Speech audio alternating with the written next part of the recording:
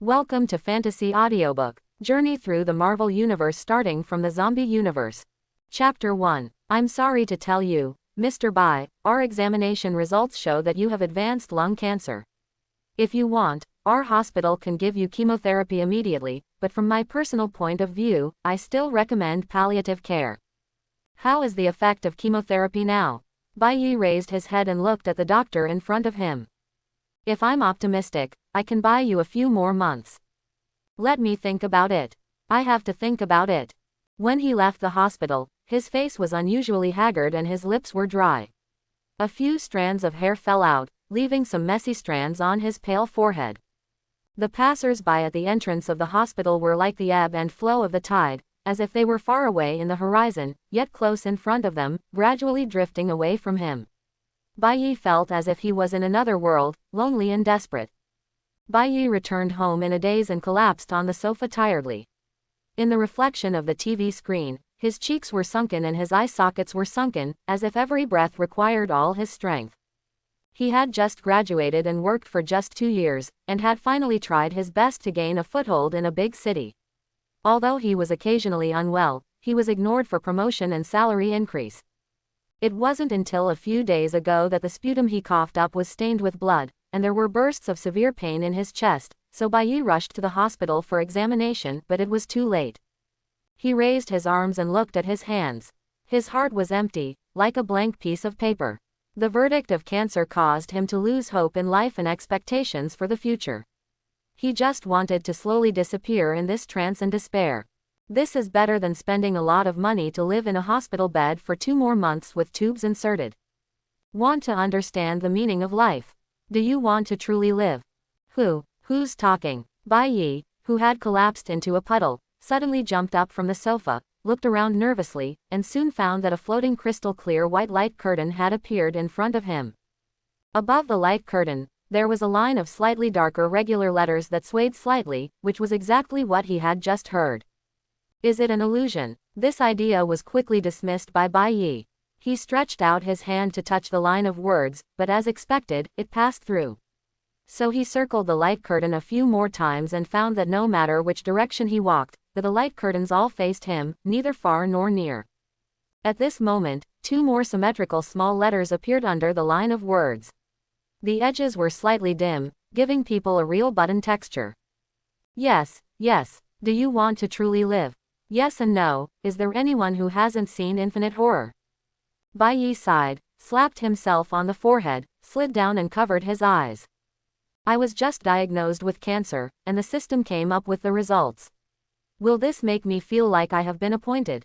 Then again, isn't the person who uses this set of words to attract people the Lord God? The treatment in the main God space is not as good as that in the urban cultural system. You dance on the high voltage line every day, and if you are not careful, you will become a little cannon fodder at the bottom. If he clicks yes, he must have boarded this pirate ship and will never be able to escape in the future. But if he clicks no, will the next system come to find him? The thing in front of him can be said to be Bai's last straw. I really want to. Wait, why are there only yes and no? He put down his hand and blinked, realizing that something seemed wrong. Ding. The host did not make the selection in time, the system has selected randomly. Then, Bai, who was still in a daze, saw the 2 options quickly fade away, as if he was afraid that he would press them. Before completely disappearing into the light screen, Bai seemed to see the yes on the right gradually turning into no. Start drawing to travel through the world. Extraction completed.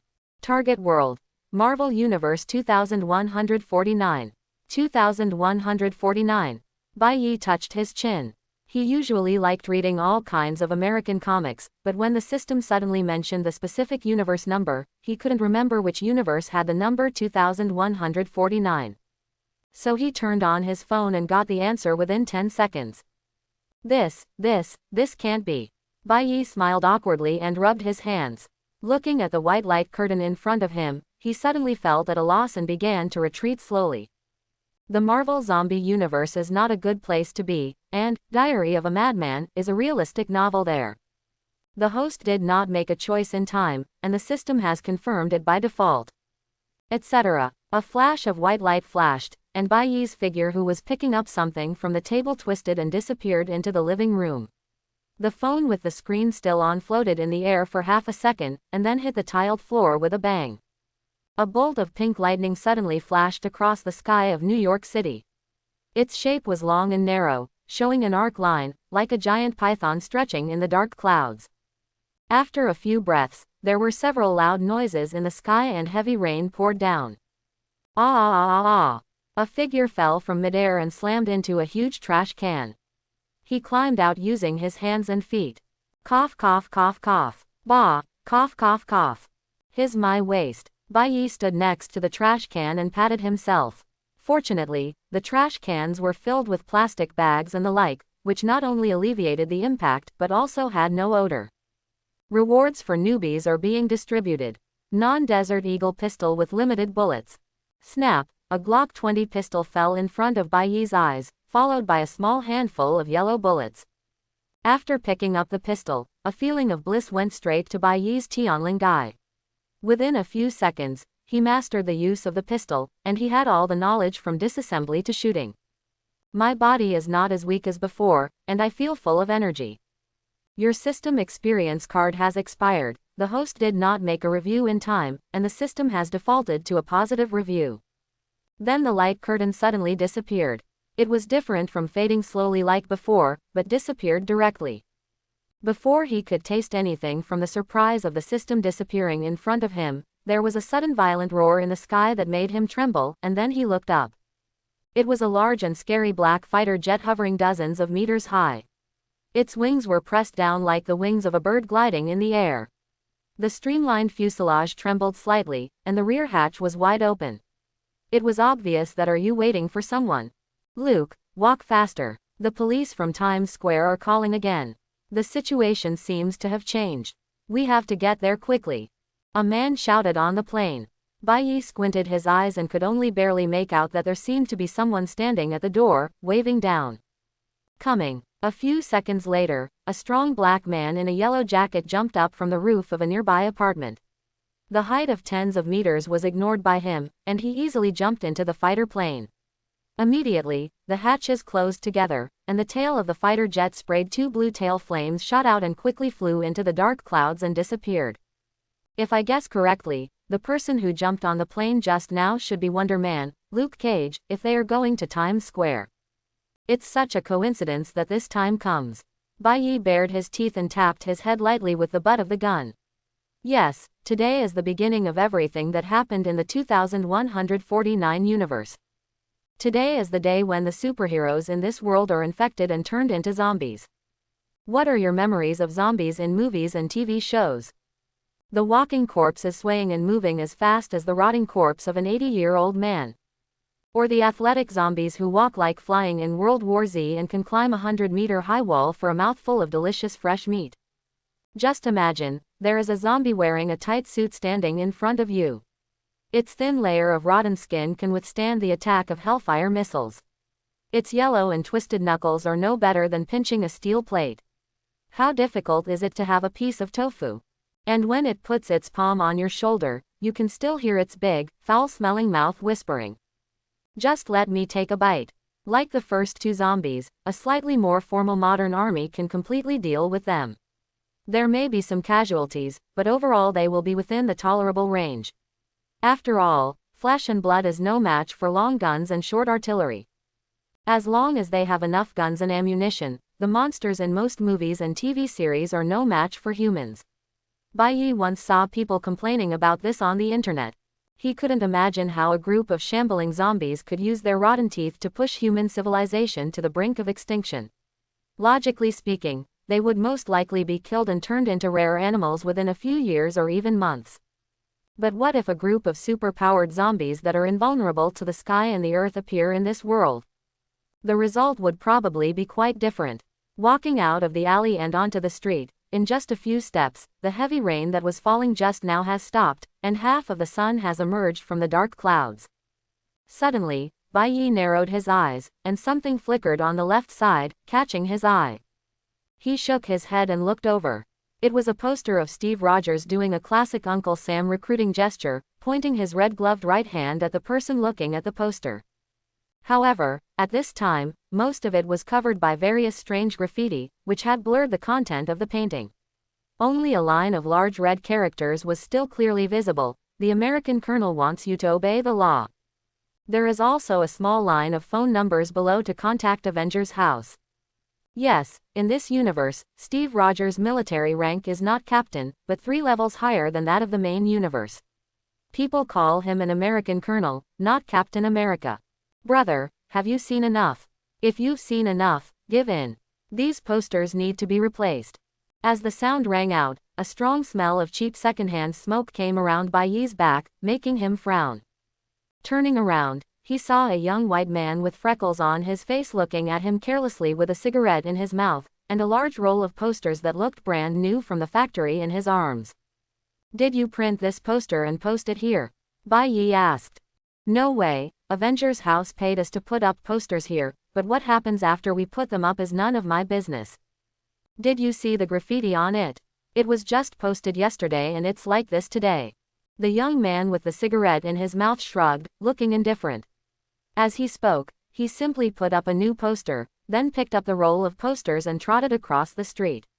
It seemed that he still had a lot of tasks left today. Onerous. Looking at the back of this young man who was constantly working hard for life, Bai Yi wiped the corners of his eyes with emotion, then stretched out his hand to pull hard on the poster in front of him. "Hey, why are you tearing up the poster I put up? If you want, I can give you a copy. Don't tear it up." Bai Yi walked towards the corner of the street without looking back. As he walked, he tore up the poster in his hand until there was only a palm-sized piece of paper left in his hand. On it was the line to contact the Avengers. Home number. The young man had just chased him 2 steps before he lowered his head, spat, and cursed in a low voice for bad luck, because he saw the pistol pinned under Bai Yi's swinging clothes. He glared at Bai Yi's back angrily and watched him disappear around the corner. The white young man looked at the debris on the ground and sighed helplessly. There are a lot of weird things in New York, and the things that climbed up the wall and flew into the sky became bigger. There are all kinds of things, but there are still people who come inexplicably with guns and tear down posters. He eventually picked up a new poster and put it up again, deciding not to think about it again. It can be judged from their words that the quinjet just now should be the one in the original plot where a large group of Avengers went to Times Square. "I'm afraid it won't take long to drive from here to Times Square, not to mention flying. I'm afraid it's too late to stop them. What should I do?" When Bai Yi rounded the corner, he did not continue to move forward. Instead, he leaned against the wall and stared at a newsstand across the street. The owner of the newsstand was on the phone while writing and drawing on the newspaper with a pen. Silently recalling the plot of the original comic, Bai Yi's fingers kept stroking the pistol on his waist. Earth 2149 is a comic universe with a very early timeline. The Avengers in this universe have only been formed for a few years and have not experienced many major events. Their offices were even in Stark's old mansion, which is now the Avengers' home. It was not abandoned until many years later when the Avengers were disbanded and replaced by the Avengers Tower. To put it simply, the Avengers in the 2149 universe received information one day to deal with a crash in Times Square. Unexpectedly, they were all infected by the Sentinels who had been transformed into zombies, and turned into intelligent zombies that devoured human flesh and blood.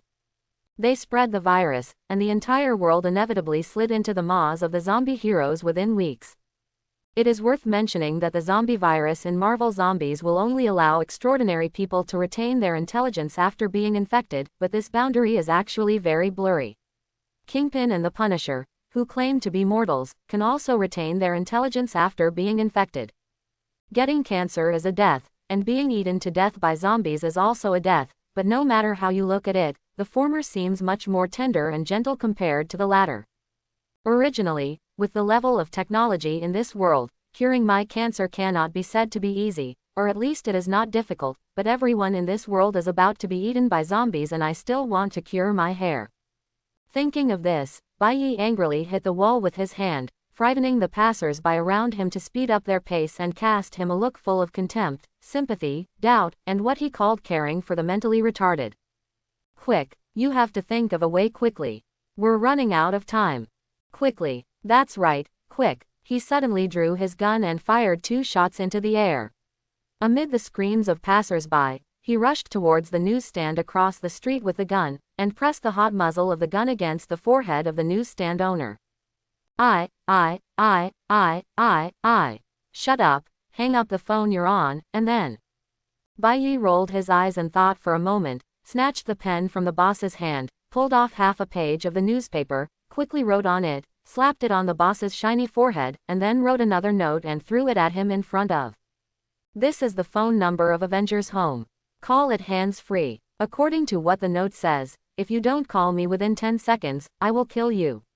19. This can't. After seeing the words on the note clearly, the old newsstand owner's face almost squished into a ball, staring at Bai with tears in his eyes. Want to cry. Crying counts as time. May 4th. All fight. Feeling the gradually cooling barrel of the gun on his forehead, the boss's heart froze, and he quickly pressed the button on the landline phone. Hello, this is the Avengers house, may I ask you something? I'm looking for Pietro Maximoff, and Magneto asked me to bring him a message related to Wanda. The voice on the other side of the phone disappeared immediately, as if someone had pressed the mute button, and then the boss immediately looked at Bai with a flattering look, fearing that he would shoot. 10 seconds later, just when the boss's heart was completely cold, the heavenly voice he had been waiting for finally rang out on the other end of the phone. I'm Pietro, if you need something, please tell me quickly. The newsstand owner wiped the sweat from his forehead, took a deep breath, grabbed the microphone and shouted, then listen carefully, Wanda Maximoff is a watch that can be used by thousands of people. A light blue afterimage shuttled through the streets and alleys of New York City. He kept bypassing the cars that seemed to him to be as slow as a snail, as well as the almost stationary passers-by. In his field of vision, the scenery on both sides of the street was rapidly moving towards back away. In about 3 seconds, Pietro will reach his destination, but before that, that's enough time for him to recall the infuriating thing that just happened, and that's why he's going there. Reason. Just 12 seconds ago, he received a phone call. The person on the other end of the phone claimed to be the messenger from his father, Magneto. He had some news about Wanda to tell him. To be honest, he would probably think it was just the first half of the sentence. This guy with a pig nose and a green nose called me for fun, but when he heard the second part of the sentence, he brought Wanda with him. Pietro decided to use his rare patience to listen, and then he heard the most outrageous slurs in his life. The person on the other end of the phone actually compared various animals, reproductive organs, and his sister. Da made some permutations and combinations to form sentences, trying his best to insult his favorite relatives. The use of dirty words and the vile use of sentences are unheard of. How the hell does a giant durian come to be used for those things? What kind of pervert came up with this kind of gameplay? Squeak. Pietro turned sideways and stopped, the soles of his shoes making a tooth-gripping sound against the asphalt road. After briefly identifying the direction, he immediately rushed into the street mentioned on the phone. Yes, that foul-mouthed lunatic even dared to yell on the phone that he was cursing people on this street. If Quicksilver dared to come, he would definitely get some good results. Arrive. With just one glance, he saw the middle-aged bald man holding a phone in his hand. He immediately planned to punch the rude man to let that impolite man know that he had to keep a guard on his mouth in the future, but when he rushed closer he stopped suddenly. Pietro squinted and took off the piece of paper taped to the newsstand owner's forehead. It seemed to have something written on it. Wanda is in danger, remember that gypsy Natalia. In an instant, his pupils shrank slightly. Natalia was the mother of him and his sister Scarlet Witch. She disappeared not long after the two siblings were born. Such secrets are definitely not something that passers-by who want to take advantage of the Avengers can find. Knew. Could it be that the unattractive bald man in front of him really had information about Magneto? Thinking of this, Pietro looked hesitant, and the fist he was about to swing stopped in midair. Finally, he put it down, grabbed the newsstand owner by the collar, and yelled. What danger is Wanda in? I only give you one chance, tell me. Hey. Seeing Quicksilver suddenly appearing on his face with a gust of wind and grabbing his collar, the boss trembled in fright and almost fell to the ground, but the strong hand caught him. Speak quickly, I don't have much patience. If you... Just as Pietro sneered and wanted to question the boss, a sharp pain suddenly came from his thigh.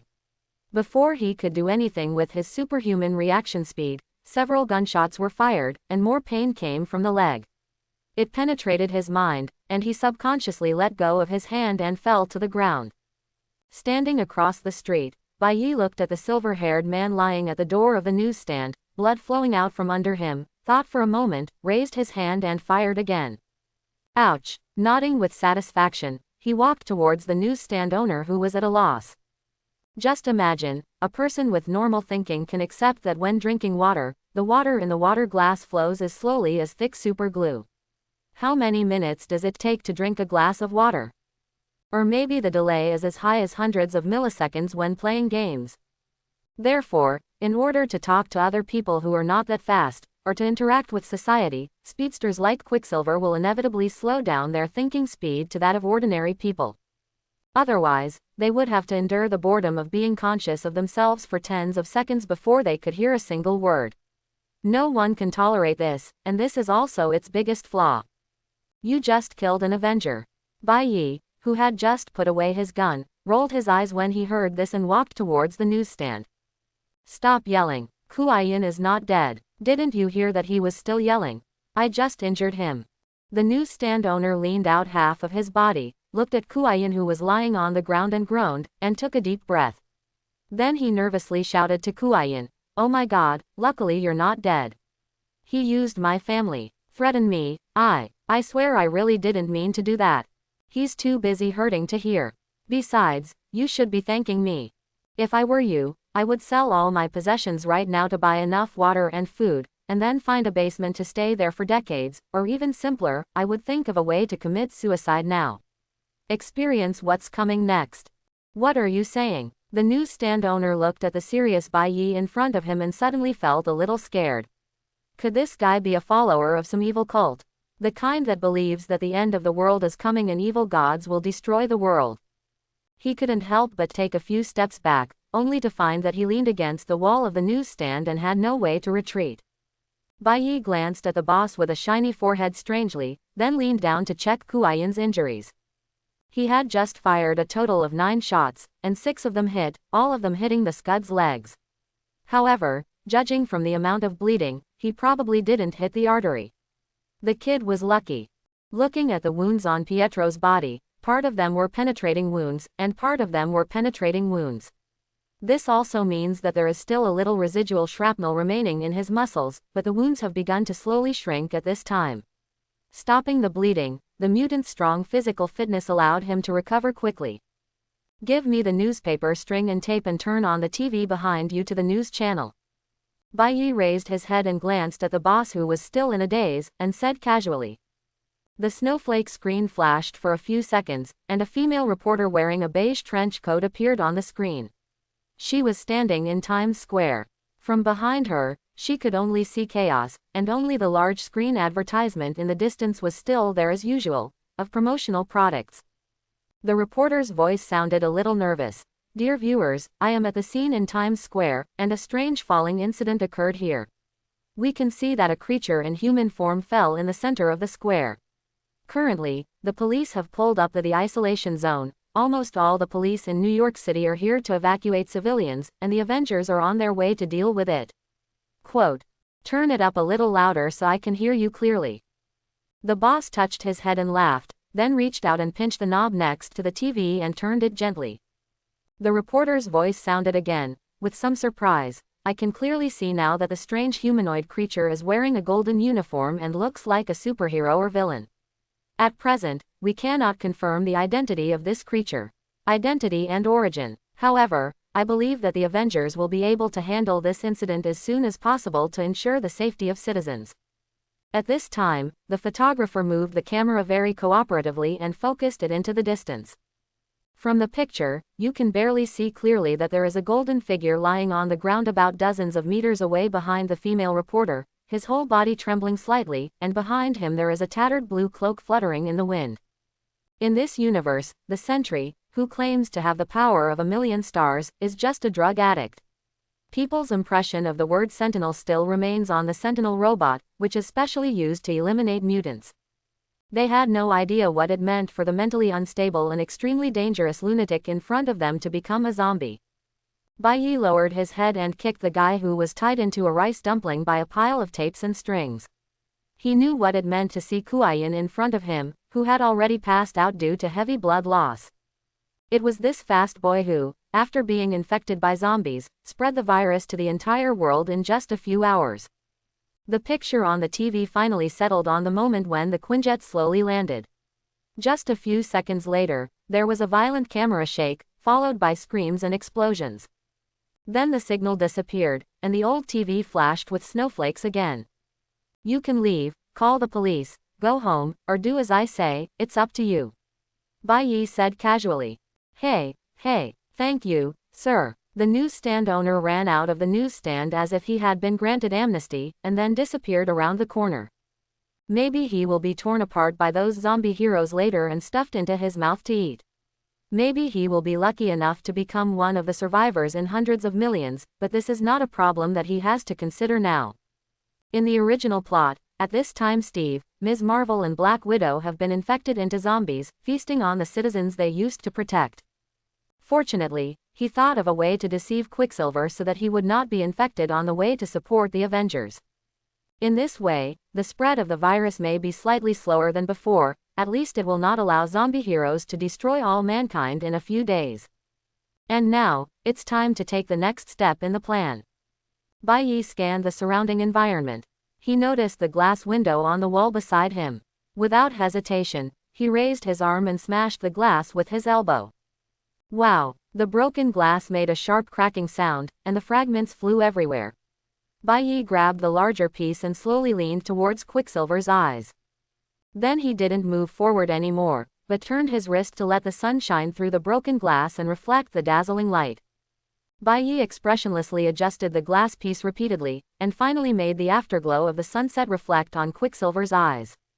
"Okay, get up, we have to talk." The wide silver tape tightly wrapped Quicksilver's hands and feet, as well as all the joints of the body, and the ropes were cleverly crisscrossed to form a network structure, which was tied tightly. A little bit of blood that was almost congealed flowed from the wound on the leg. Quicksilver slowly woke up from coma. A dull pain from his legs washed over his body, making his consciousness gradually clear. He tried to open his eyes, and the refracted sunlight stimulated his pupils, making him squint and his brain work rapidly. Who is it? Who just attacked him? I have only been a superhero for a few years, and I usually work with the American colonel and others, cleaning out some miscellaneous soldiers. Unlike them, they all have corresponding villains. It can be said that almost no one would have the motive to attack him. He tried to move his body, but found that his limbs were tightly tied and unable to move freely, and his mouth was sealed with tape, preventing him from making any sound. He only vaguely remembered a sharp pain and then darkness. His mind struggled to piece together the fragmented memories, and after a few seconds his eyes widened. He suddenly realized that he had just been shot by an ordinary person with a gun, and instantly, anger surged into his heart. Aha! Looking at Kuayin, who was so anxious that he almost rolled on the ground, Bai shrugged his shoulders. "I'm going to tear off the tape on your mouth now, you won't bite me, right?" Immediately, the sharp glass shard was aimed at Pietro's trembling eyeball, slowly advancing, and finally keeping the distance within a few centimeters. Seeing that Kuayin's eyes finally showed some timidity, Bai nodded with satisfaction and removed the tape with his other hand. "Do you know what you just did? Give it to me right now." "I know, I shot and wounded an Avenger, preventing him from going to support the fighting Avengers. I also saved his life and prevented him from being infected into a zombie. Now, believe it or not, the Avengers who just got on the quinjet and headed to Times Square have all been wiped out. They have all been transformed into the zombies in the movies and TV shows." Aha! Looking at Bai, who was talking endlessly and eloquently in front of him, the corner of Pietro's mouth twitched crazily. The first thought that came to his mind was that this person might have a Chunabu, right? Zombies. Aren't those things in virtual works? How could it appear in reality? This person must have become like this by playing games. Then he thought again that as the fastest man in the world, he didn't expect that he would be plotted by this young man this time, and his boat capsized in the gutter. It was really embarrassing, and he couldn't help but feel sorry for himself. Hey, are you listening to me? You are the one being tied up, not me. Bai Yi suddenly noticed that Kuai-yin looked distracted and raised his hand to snap his fingers twice. Listen, you tied me up instead of killing me. Who asked you to kidnap me? Hydra, Brotherhood of Mutants, or Pioneer Technology? After squirming twice like a caterpillar, Quicksilver found that he couldn't move and said helplessly. Tell me, do you know Nick Fury's contact information? Emergency number or something? No, I'm not familiar with him. If you're some crazy little S.H.I.E.L.D. fanboy, you should go find the American Colonel, he's the closest to those guys. Bai Yi looked at Kuai-yin very seriously. I just said that the American Colonel has turned into a zombie. Hurry up and find a way out. Holy shit. After hearing this, Kuai-yin immediately closed his eyes in pain. It was too uncomfortable to talk to such a person who seemed to be suffering from paranoia. Boom. There was a sudden loud noise in the distance, and the ensuing shock wave shook the entire street. Along with the explosion, a thick smoke began to twist and swirl in the air, forming a black vortex. Objects on the street were lifted up one after another, and trash cans, trees, and vehicles on the roadside were shaking crazily. Then the siren of the ambulance roared past, and Pietro could see from the corner of his eye that the direction of the ambulance was heading to Times Square. Untie me quickly. Wait a minute. Bai Yi stood up with a solemn expression and looked at the thick smoke rising into the sky. The tied-up Kuai-yin widened his eyes angrily and shouted to Bai Yi, what are you waiting for? Let go quickly. There are civilians over there who need me to rescue. You know that if you don't let me go, it will be equivalent to death. How many people are there? While shouting, he twisted violently, but with his large movements, blood flowed out of the wound, finally making him stop helplessly. Glancing at the camera with a flashing red dot on the street corner, Bai Yi replied, wait until a smart person contacts me. He should also know the dangers of becoming a zombie if you are infected. Christ Jesus above. Quicksilver rolled his eyes. He no longer wanted to listen to this lunatic. After this was over, Steve would definitely laugh to death that he would be captured by a mentally disturbed person. His sister would definitely laugh at him too, not to mention that annoying Hawkeye. At this moment, the phones on the entire street rang almost at the same time, from the supermarket opposite to the newsstand in front of them. They formed a noisy interweaving of sounds, and various ringtones echoed in the empty street. In Pietro's shocked eyes, Bai Yi very naturally grabbed the phone and put it to his ear, as if he was an old friend he had never met. Hello, I'm Nick Fury, who are you? Hello, are you still here? It's quite polite. I cough, cough, cough. Bai Yi held the phone tightly and was about to say something when suddenly he coughed violently. Ahem. Bah. He coughed painfully, with a strange smell of rust in his mouth, and every cough was accompanied by a strong sense of discomfort. As he coughed harder, several mouthfuls of bloody sputum came out of his mouth, with a dark red color. I've had enough of the red tape. To make a long story short, I believe you know what happened in Times Square by now. I have all the information you need to send a quinjet to pick me up and take me to the air and space carrier. Quote. The other end of the phone was silent, seemingly surprised by Bai Yi's straightforwardness, and also seemed to be considering the conditions he proposed. Bai Yi gently wiped the blood from the corner of his mouth. His eyes glanced at Kuai-yin, who was glaring round and round, waiting for the response on the other end of the phone. Although he was still coughing up blood this time, it was different from the original world. He was touched by that person. After the running system has been enhanced, my body does not feel tired at all. After a while, a reply came from the other end of the phone. Okay, how is Pietro's injury? Is it fatal? Bai Yi sighed and kicked the silver-haired man who fell on the ground hard.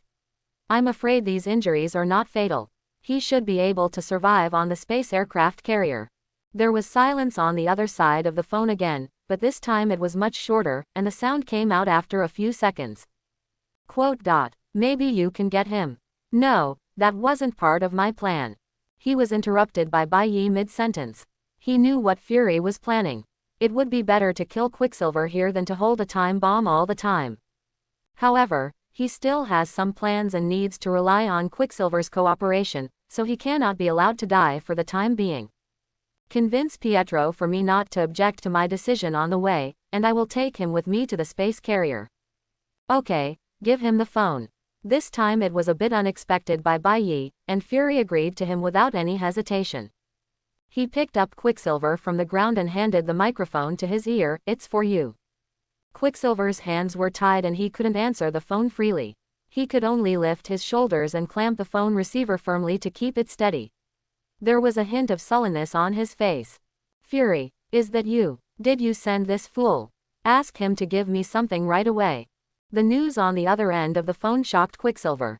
His eyes widened and his pupils shrank slightly. He felt an icy chill rising from the bottom of his heart, almost making him unable to breathe. The American Colonel, Hawkeye, Ms. Marvel, Luke Cage and others all died. No, that's not accurate. They turned into zombies just like Bai Yi said, and from the performance point of view, they still maintain a sound level of intelligence. At this moment, they have dispersed from Times Square to eat.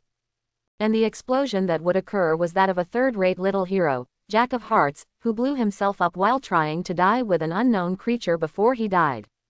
But judging from what happened later, he didn't even hurt the creature's hair. Fear gradually appeared on Pietro's face, his brows furrowed slightly, and slight beads of sweat appeared on his forehead. He begins to realize that the situation before him may be more dangerous and complicated than he imagined. If the most powerful superheroes on the planet are all wiped out in a matter of minutes, who can solve the crisis? No, this is just another Skrull invasion or Chitauri invasion.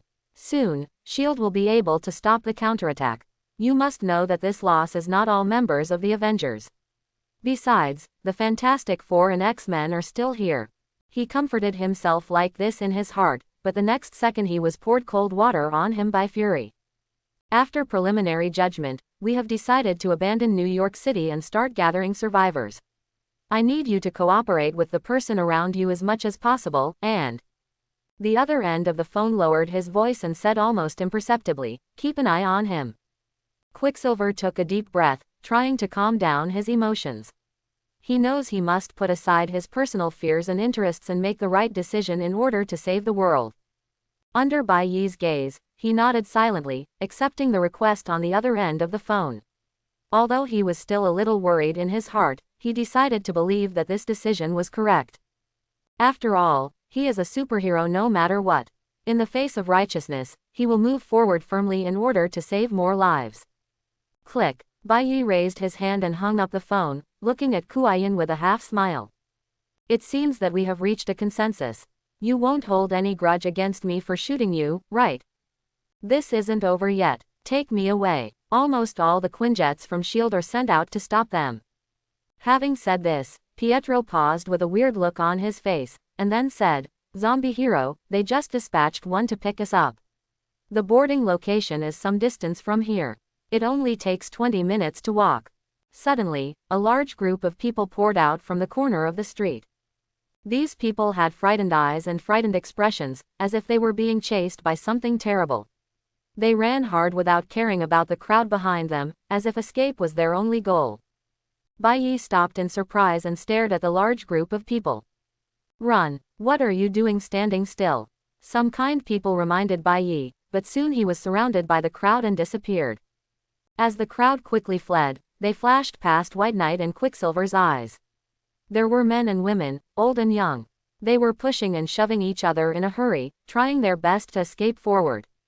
Some people's clothes were messy, and some were even covered in dust, which showed that they escaped from the dangerous area as quickly as possible. However, even though those people were running away like crazy, they were still subconsciously avoiding Bai Yi and Quicksilver, carefully walking around the two of them, and staying as far away as possible from this pair of guys who looked like they were not easy to mess with. In the distance, black smoke shot straight into the sky, instantly dyeing the edge of the sky red. Thick black smoke spread like a gust of wind, blending upward into the gray clouds. This black smoke seemed to have infinite power. It formed a demonic mark in the air and enveloped the entire area. Accompanying the black smoke was a faint scream, like the roar of a demon in a nightmare. Those screams, mixed with emotions of pain, fear and despair, spread quickly and pierced everyone's heart like a sharp knife. You just said, where is the place where Fury was talking about? In the direction from which these people came. Bai Yi took a deep breath and picked up Quicksilver on the ground. Time waits for no one, let's go. After rounding the corner and walking a few hundred meters, Bai Yi realized what the group of people had just been running away from. The head of the huge Statue of Liberty was stuck in a Starbucks coffee. The cross-section of the head was facing the two of them. They could clearly see that the wires and metal components inside were messy and intertwined, revealing a sense of incompleteness and broken state. The eyes on its head lost their original luster, and one of them even broke into pieces, as if silently telling the pain experienced by the Statue of Liberty.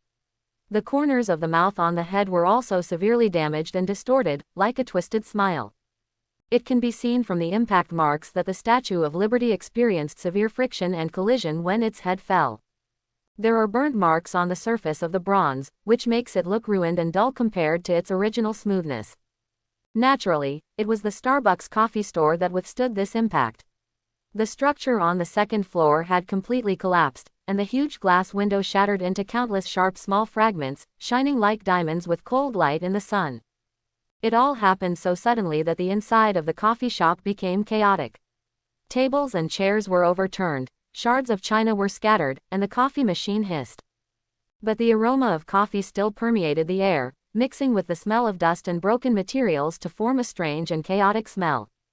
What's going on here? Bai Yi looked around and kicked half of the broken sign on the ground. The mermaid part was gone, and only the small half of the crown was still there. It should have been Jack of Hearts. Just now Fury told me that Jack died fighting the falling creature.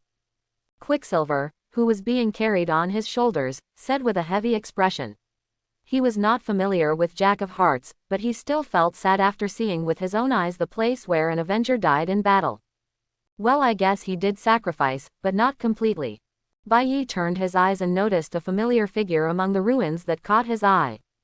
That's the Jack of Hearts, who can barely be considered an indispensable member of the Avengers.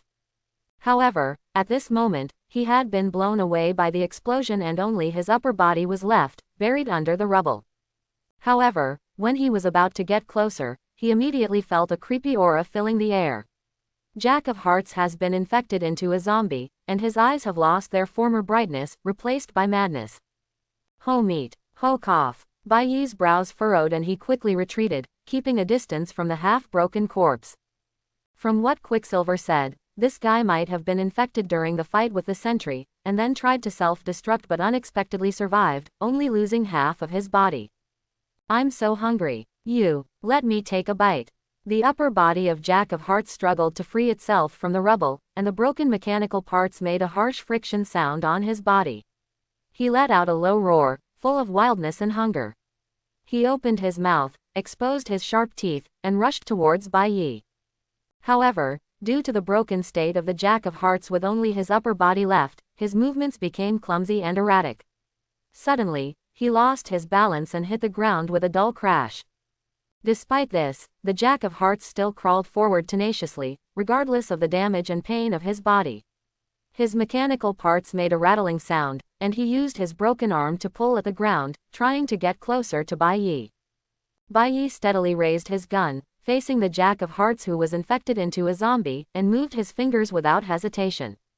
With the slightest movement of pulling the trigger, a sharp gunshot broke the silence instantly. The bullet flew out, passed through the air, and quickly flew towards the head of Jack of Hearts. Time seemed to stand still for a moment, and then, in the sound of gunfire, the bullet accurately hit Jack of Hearts' head. A powerful force burst out instantly, brains and fragments flying everywhere. Jack of Hearts' head exploded instantly, as if being torn apart by an invisible force. Blood, flesh and broken bones were splashed around, and a foul smell filled the air. The broken skull cracked open, revealing broken brain tissue and exposed skull. Its ability cannot be controlled freely, and it needs equipment to suppress the explosion. At this time, Bai Yi's bullet happened to be the catalyst. At that moment, Jack of Hearts' eyes were full of pain and despair, but his body immediately lost support and fell to the ground, unable to move anymore. The mutilated brains and blood spread on the ground, forming a horrifying scene. The corpse of Jack of Hearts became more twisted and terrifying, like a tortured human nightmare. The body of the Jack of Hearts has not completely stopped shaking. There were still tiny explosions happening between his broken head and skull. These explosions weren't huge, but they were enough to send the bodies shaking around. Suddenly, a series of faint popping sounds came from Jack of Hearts' chest. Broken ribs and rotting tissue glowed like ignited sparks in the darkness. Bai Yi took 2 more steps back. These small explosions seemed to originate from the energy stored in Jack of Hearts' body. These energies, which were the source of his powers as a superhero during his lifetime, still reside in his remains after death. Each tiny explosion released a weak wave of energy, shaking the mangled corpse even more violently. Jack of Hearts' limbs twisted and twitched uncontrollably under the impact of the explosion, as if he was still fighting for survival. Is this what it looks like after being infected and turned into a zombie? Pietro was carried on Bai Yi's shoulders, looking down at the body of Jack of Hearts and the series of tiny explosions. His heart was filled with surprise and fear, and he stared at this incredible sight with his eyes wide open. He felt the faint energy fluctuations emanating from Jack of Hearts' body, and the unsettling trembling sensation spread throughout his body. What touched him deepest was what those little explosions represented. They are remnants of superhero powers that remain in the body after death, but why are they so shocking? A look of horror appeared on Quicksilver's face, and he couldn't help but tremble. His eyes widened and he stared intently at the twisting and twitching of Jack of Hearts' limbs, almost unable to believe his eyes. He suddenly realized that he had faced similar dangers and might become such a monster. The world is gradually heading towards the abyss of destruction, and even superheroes are not immune. This world, just like what the person just said, is heading towards destruction. I remember you said before that you beat me to prevent me from turning into a zombie. Yes, I believe it now. On an abandoned city street, the wreckage of a quinjet fell next to a dilapidated building.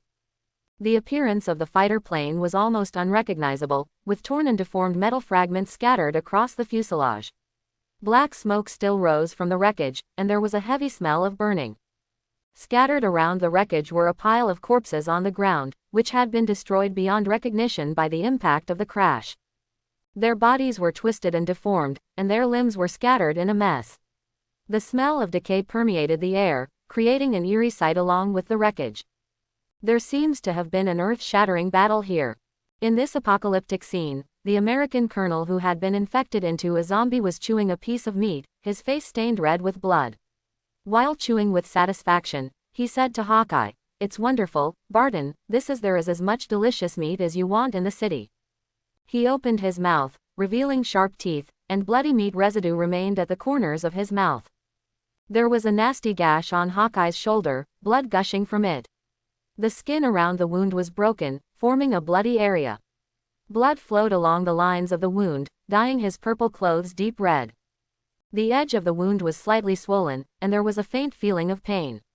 Hawkeye's breathing was rapid and heavy, and he could feel the evil power of infection spreading. He knew that his fate was sealed by being bitten by an American colonel.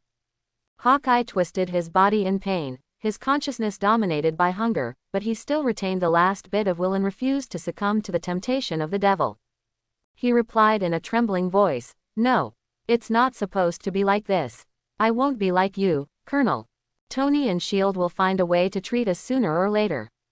The American colonel gave a hoarse laugh, his eyes full of mockery. He raised the flesh and blood in his hand and bit it into pieces, blood splattering everywhere. He swallowed and roared, "You are just wasting your time, Hawkeye.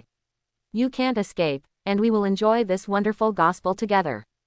This smile is no longer the heroic smile of the past, but full of madness and cruelty. His eyes shone with ecstasy, as if he was enjoying the delicious taste of flesh and blood.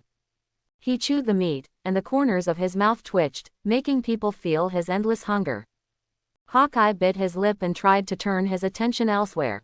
His body was trembling, and hunger pierced his heart like a sharp knife. He does not want to be defeated by the temptation of the American colonel. He wants to stay awake and protect his humanity. However, the passage of time makes it increasingly difficult for Hawkeye to resist. The burning sensation in his abdomen intensified, and the slight gurgling in his stomach made him uneasy. Every second, his will was being eroded by hunger. Hawkeye's hands began to shake as he tried to remember his family, friends, and those who had fought alongside him. Their smiles and warm memories acted as a barrier to protect him, trying to resist the invasion of the darkness within. Snap, A piece of torn meat was thrown in front of him. "Come on, Clint, stop torturing yourself and just have a taste." The piece of meat exuded an alluring smoke, and the meat looked tender and juicy. The eagle eye could not resist the tempting taste. He tried to suppress the salivation and hunger in his mouth, but as the aroma seeped into his nostrils, his will began to break. Eventually, Hawkeye could no longer resist the urge to be hungry. His eyes were blurry and his breathing was rapid. He gritted his teeth and took the piece of meat and put it into his mouth. "Just take a bite, Morbius from the Howling Commandos, that mysterious vampire who still sucks human blood, but is he still an anti-hero? There are many little girls who like gothic style who have him as their dream lover. Maybe I can do the same." Clint Barton comforted himself in his heart and bit down. The smell of blood filled the inside of his mouth, but Hawkeye felt an inexplicable sense of relief, as if his body was regaining strength, returning to the days when he was still in the circus, and the burden on his body disappeared. Flying, reality becomes so easy.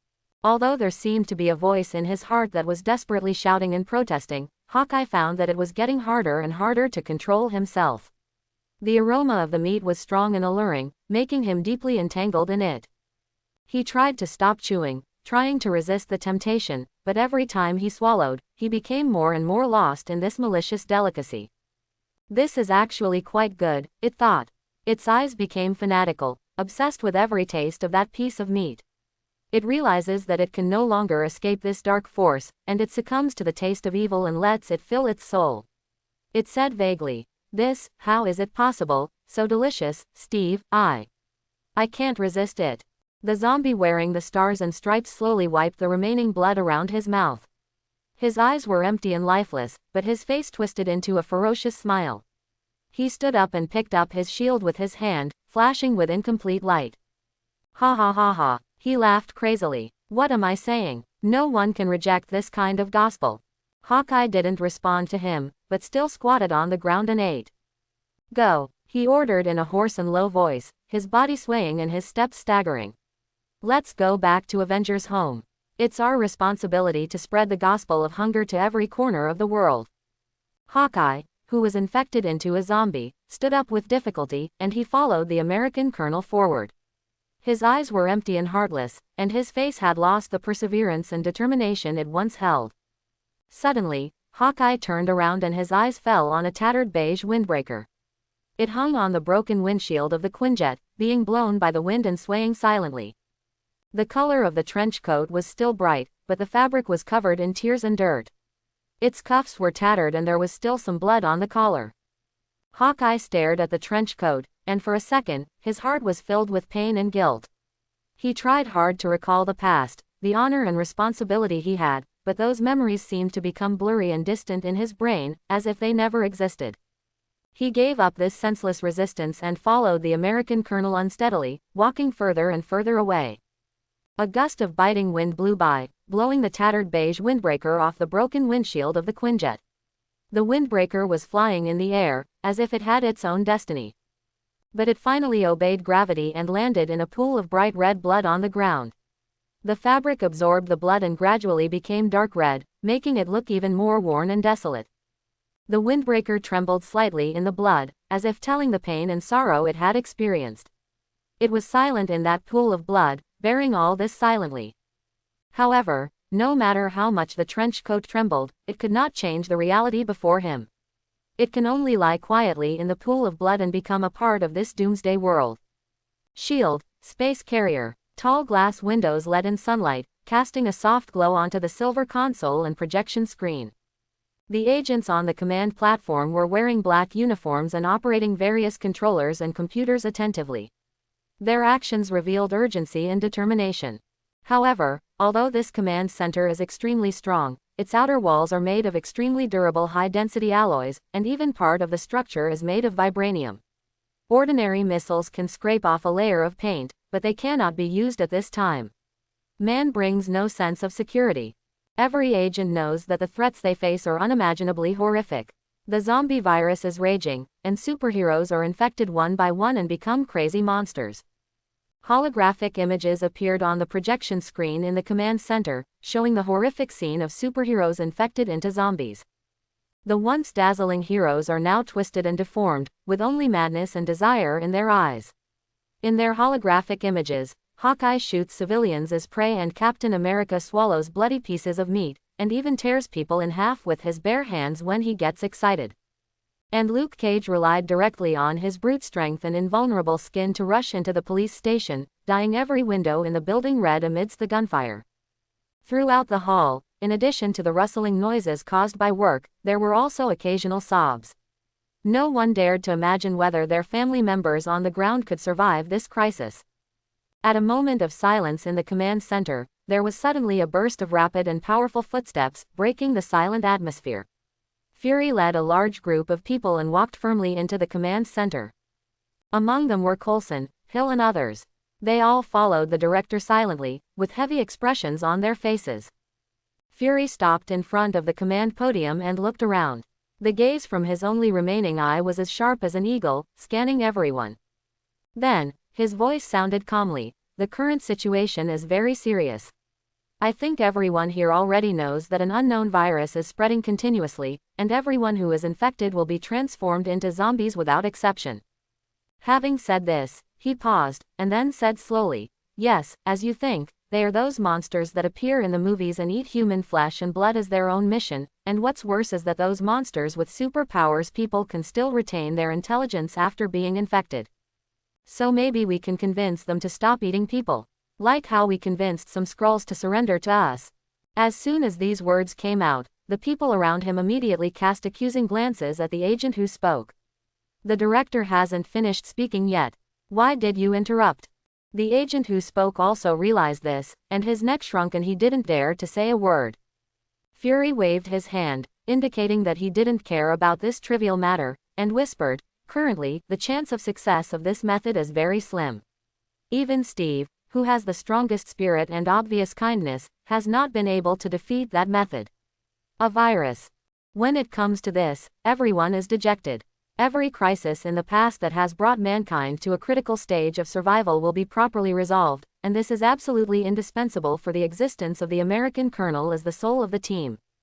No matter how many times he was knocked down, he could stand up again like a stubborn stone. He was knocked down again and stood up again until the day of victory. But who would have thought that this time, he would be the first to fall? Fury looked at the eyes of many agents, took a deep breath, and continued, we are facing a difficult battle, but it is in the darkest moments that we can show true bravery and determination. We its shield, we are humanity's last line of defense. His single eye scanned all the agents present, and his voice was full of power. We have witnessed the great feats of superheroes and they are our role models. Now, it is time for us to use the power of mortals. We have to prove to them, we also have fearless courage and invincible determination. He raised his right hand and pointed to the strategic map on the wall of the command center. Every quinjet that takes off represents our hope, and every person who is still alive is our soldier. We still have the Fantastic Four, we still have the X-Men, and we still have Thor. We will unite together and defeat those monsters. We must protect mankind and we will never give up the world we love. A grave-like silence filled the command center, and everyone felt the unspeakable oppression and helplessness. However, in this dead silence, a round of applause suddenly sounded, clear and powerful. That sound of applause spread rapidly in the air like sparks. One agent stood up and applauded, then another agent joined in, then a third, a fourth, and soon all the agents in the room were applauding and shouting, okay. Their eyes were moist, and tears welled up involuntarily. Amidst the applause, the agents wiped away their tears and returned to their work. With hope and confidence in the future, everyone once again devoted themselves to their mission. The command center returned to a busy scene, and everyone was engaged in their duties with high spirits. Seeing the atmosphere change, sweeping away the decadent command center, Fury nodded. In the face of such a doomsday crisis, morale is particularly important. A group of dejected soldiers cannot accomplish anything. He waved his hand, and a curtain of light rose up, covering him, Agent Hill, and Coulson. All he could see outside was a blur of figures, and no sound could be heard. In the expectant gazes of the two, Fury said nothing. He walked to the desk and sat down. He turned his back to the two agents and remained silent. He inserted his fingers into his brown hair and didn't know what he was thinking. Yes, in the comic book universe, Fury mostly looks like a middle-aged white man with brown hair, not the black braised egg in the movie, but they all have one thing in common, that is, he has one eye and wears a black leather eye mask. Oh, and there is another point. Compared with Fury in the comics, who claims to be the guardian of mankind, the bald man in the MCU can be said to be a docile little sheep. After a long time, he turned his chair and looked at the two people in front of him, saying word by word. I was ready to give up on New York and the world. I was going to give up on New York and the world. These words shocked the two people present, and Coulson loudly asked in disbelief, "What did you say?" Fury raised his head and met Coulson's eyes firmly. His expression revealed a sense of heaviness and determination, but also helplessness and pain. He took a deep breath and continued to explain. "Coulson, I know this sounds hard to accept, but this virus is spreading too fast. And the infected can still think and act as they did in life. In just 10 minutes we lost the American colonel and Hawkeye." Coulson looked at Fury in shock, disappointment flashing in his eyes. He once regarded Fury as his mentor and leader, and he never thought that Fury would make such a decision. "But, Fury, we can't just give up. We are S.H.I.E.L.D., and we have the responsibility to protect humans and the world." There was reluctance in his voice. Fury's eyes turned to Coulson. He understood Coulson's emotions, but his determination did not waver. According to the simulation of the initial data model, the virus will completely infect New York within a few hours, and it is expected to complete the worldwide spread within a day. As he spoke, Fury waved his hand, and a holographic image rose up. Quicksilver, who had been infected into a zombie, was running as hard as he could. The scene under his feet kept changing. One was the ocean, and the other was the mountains. But someone, for unknown purposes, helped us and temporarily slowed down the infection rate of the virus by injuring Quicksilver. The image blurred for a while and turned into a white knight carrying a bank, surrounded by the ruins of New York City. "As for the antidote, our scientists told me they can't do anything. This virus is extremely aggressive. They conducted experiments on Wolverine's tissue samples retained in the laboratory and concluded that even Logan cannot resist this infection. Quote, even the self-healing factor he is proud of will speed up the process." The image was distorted again, turning into a Canadian man who looked like he had a bad temper. Coulson listened to Fury's explanation in silence, and he felt a deep despair and confusion enveloped his heart. His body seemed to have lost all strength, and he sat down on a nearby chair, leaning weakly on the back of the chair. He weakly raised his hand and rubbed his forehead. The inner struggle and confusion left a heavy mark on him, and he had no idea what to do next. Coulson scratched his head, suddenly had a flash of inspiration, and stood up eagerly and asked, "Director, didn't you just say that someone helped us for unknown purposes and slowed down the spread of the virus? Where is that person? We need to find him." However, the words Coulson wanted most did not come out of Fury's mouth. Fury thought for a while and then said slowly, "Our manpower is very tight right now. Most of the quinjets are already performing missions, but I still dispatched a quinjet to pick him up. Don't worry." After hearing this, Coulson finally got an answer and sat back on the chair and closed his eyes. He sighed deeply, suddenly feeling a little dazed. S.H.I.E.L.D.'s contribution to saving the world is less than that of a passerby. But it seemed to be the same in the past. Whenever there was a major crisis, a few superheroes jumped out to prevent the end of the world, and S.H.I.E.L.D. was responsible for picking up the pieces. Bai aimed his pistol steadily at the advancing zombies. He concentrated on pulling the trigger. A bullet flew through the air quickly and headed straight for the zombie's head. Time seemed to freeze for a moment, and then, a muffled sound cut through the space. The bullet accurately hit the zombie's head, like a sonic boom, causing the advancing evil thing to fall violently. The zombie's body lost its support and fell to the ground, kicking up a cloud of dust. Its blood and brains splattered, staining the surrounding ground red. At that moment, the howling of the zombies suddenly stopped. Silence filled the streets, accompanied by the crisp sound of falling bullet casings. The other zombies seemed to be frightened by this sudden change and stopped moving forward. After the first zombie fell, Kuayin, who was carried on Bai Yi's shoulders, immediately shouted to remind Bai Yi, "On your right." Bai Yi immediately turned his head and looked to the right. Several zombies rushed towards him. Their faces were ferocious and their eyes were full of evil. The zombies roared and eagerly tried to close in on Bai Yi, but he nimbly dodged their attacks while continuing to fire. His body is coordinated and orderly, and his steps are flexible and quick, like a cheetah moving in a small space. The bullet hit a zombie in the head, causing its body to suddenly fall to the ground. Immediately afterwards, a whip leg hit the chest of another zombie, causing it to lose the ability to move forward.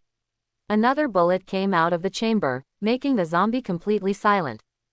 As the gunshots continued to sound, the surrounding zombies gradually decreased, leaving only the corpses lying on the ground. The last zombie fell to the ground, the lingering sounds of the battle gradually dissipated, and the street fell into silence again. Bai Yi's breathing gradually stabilized, and a slight drop of sweat dripped from his forehead to the ground. I've only walked a few kilometers, but I didn't expect to encounter so many zombies. Pietro, who was being carried on his shoulders, said with a solemn expression. The situation seemed to be more serious than he thought. Bai Yi's shoulders slumped and he threw Quicksilver to the ground. Hey, what are you doing? Kuai-yin protested in pain. Bai Yi didn't reply, but walked closer and silently observed the corpses of the zombies. He saw something deeper than Quicksilver, who was still in a daze. Judging from the clothing, these zombies were not superpowers when they were alive, but ordinary citizens. They had more or less bite marks and scratches on their bodies.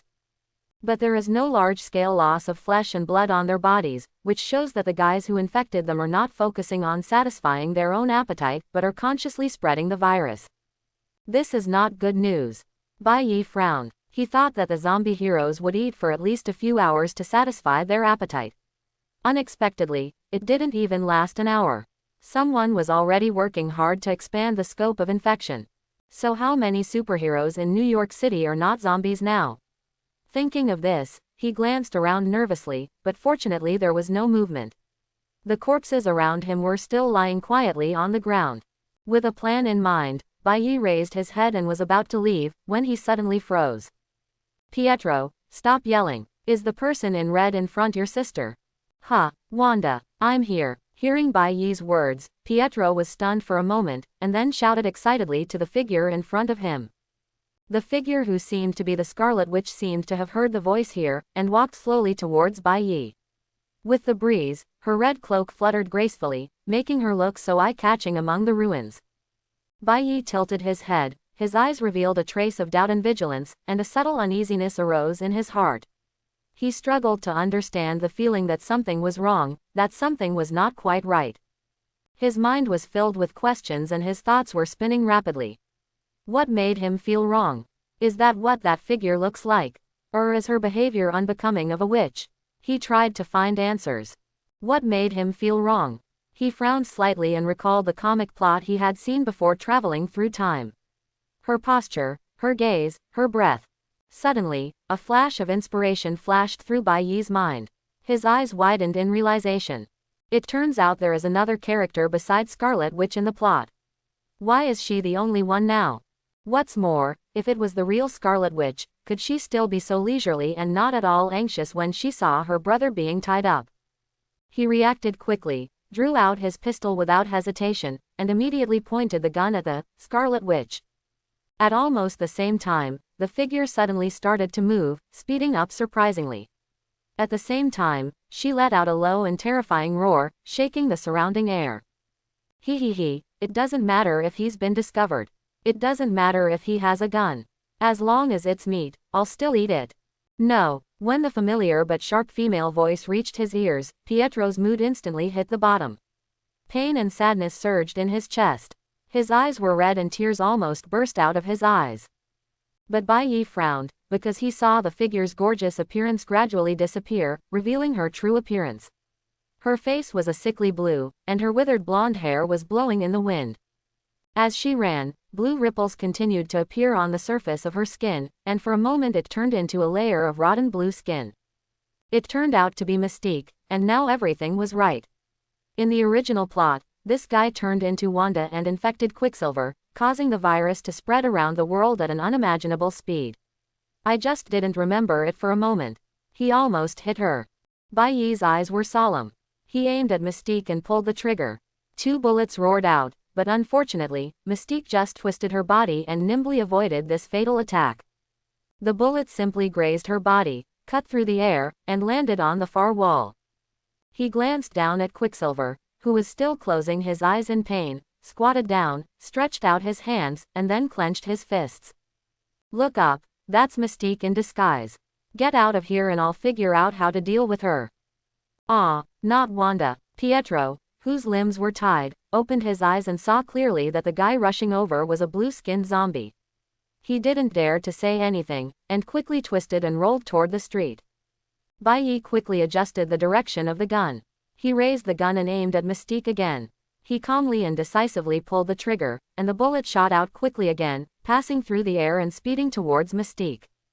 Mystique roared, her body changing rapidly, trying to avoid this fatal attack. However, this time she was not so lucky. The bullet tracked the target like lightning and hit Mystique accurately.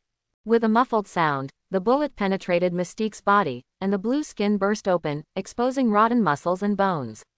Mystique let out a shrill scream. Her ability to transform was disrupted and she could no longer continue to disguise herself. Ah, this meat can also bite. But the monster would never stop moving forward because of this small injury. The painful Mystique instantly approached Bai. She opened her bloody mouth, and her vicious teeth shone with cold light, as if she wanted to bite Bai's throat into pieces.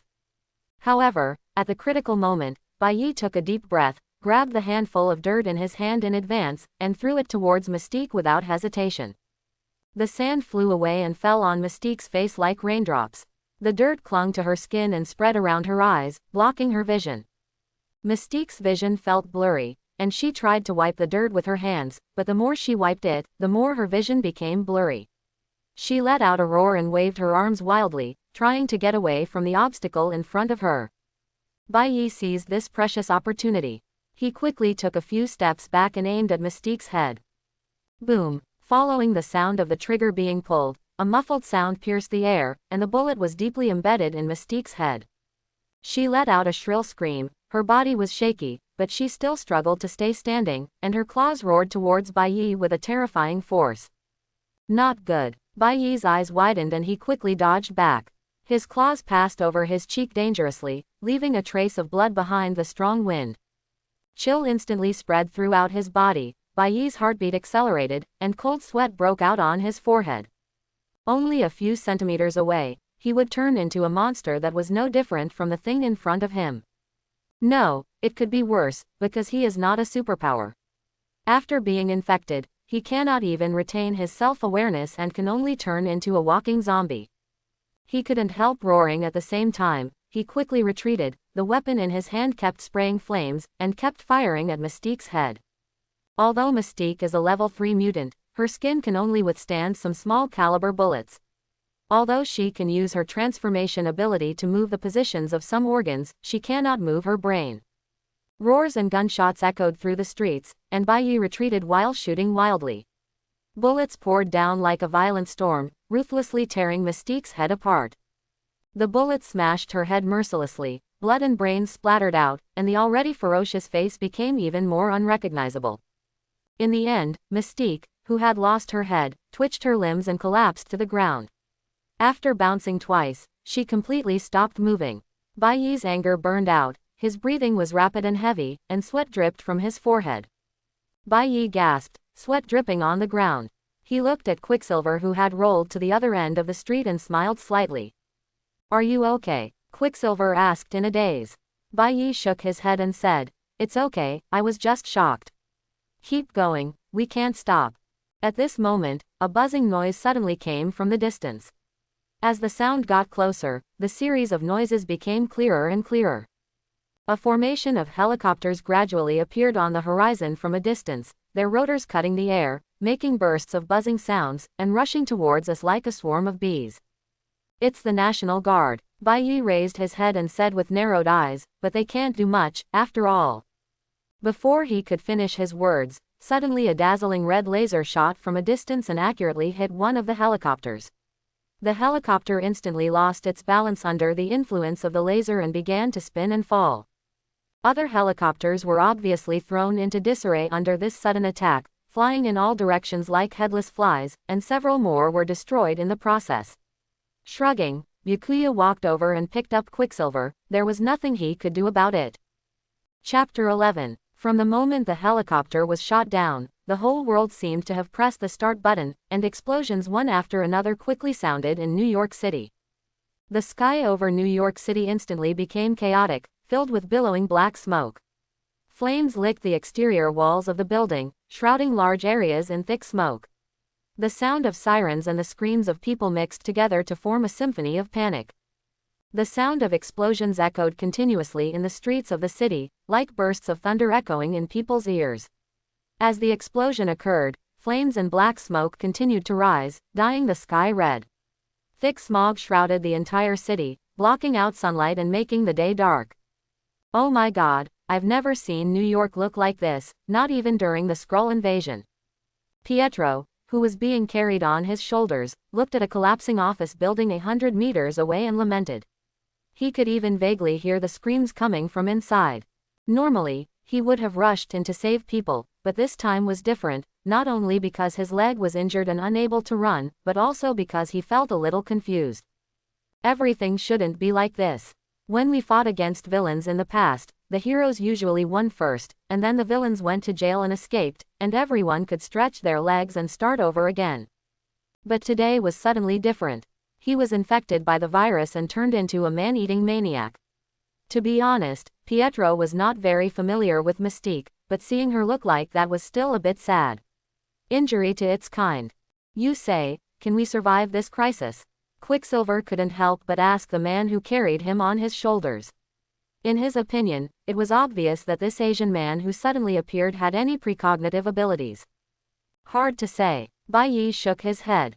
Although he prevented Quicksilver from turning into a zombie, it was still unknown how effective this would be.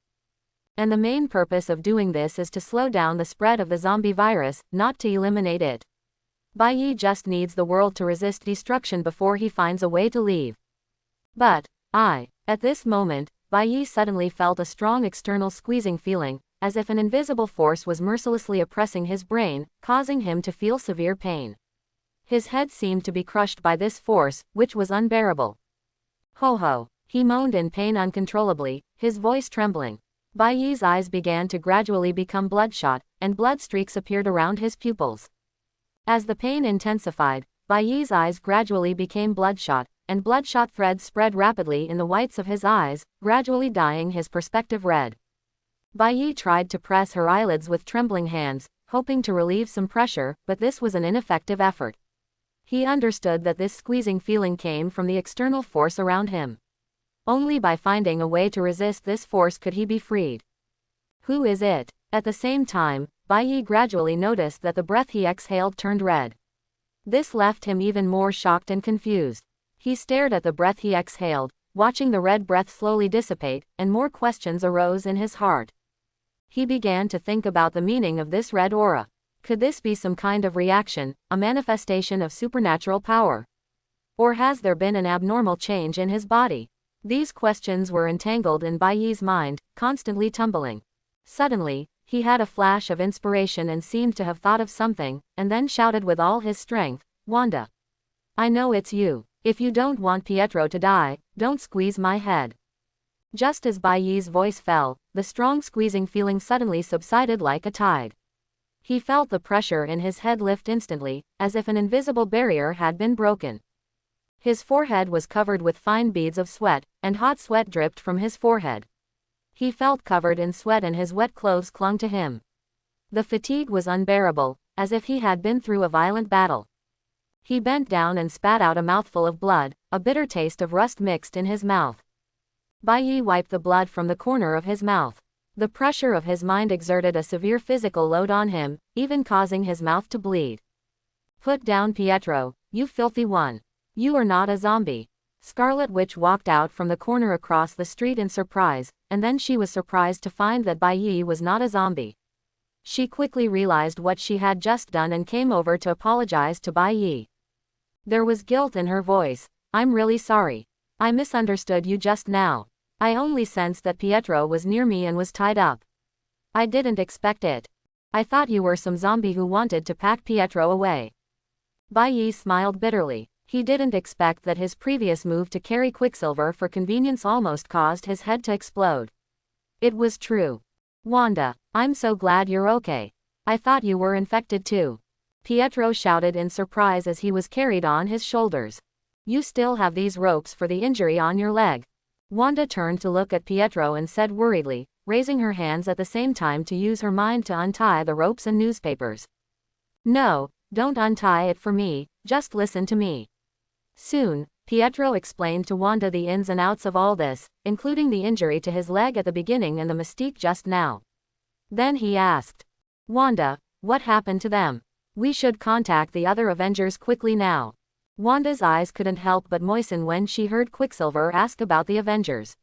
She bit her lower lip gently, trying to hold back the emotions welling up in her heart, but tears eventually slid down her cheeks. The American colonel sent an SOS signal on the Avengers line, requiring all members on the assembly roster to assemble at the Avengers house. But who would have thought that he was the first group of people to be infected and turned into zombies? When we reacted, the vast majority of the members on the list were infected. And I escaped by chance. God, She-Hulk, Hercules, Iron Fist, they all. As she spoke, she burst into tears.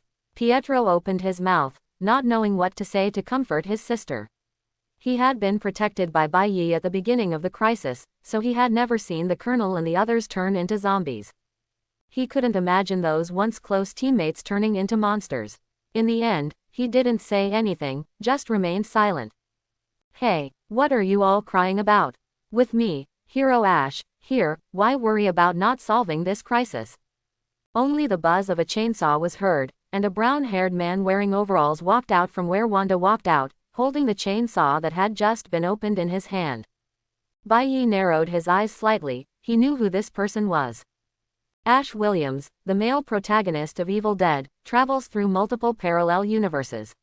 He is also the male protagonist in the original plot of Zombie Heroes vs. the Army of Darkness. He is also the #1 troublemaker in heaven. What? Why are you all looking so sad? Why is this guy tied up? Couldn't he be bitten? As he said that, Ash Williams smiled and raised the buzzing chainsaw, and the buttons on his overalls crackled, as if he was going to cut Quicksilver in half. Don't think that this kid doesn't dare to do this, or that he's pretending to be a pig to eat a tiger.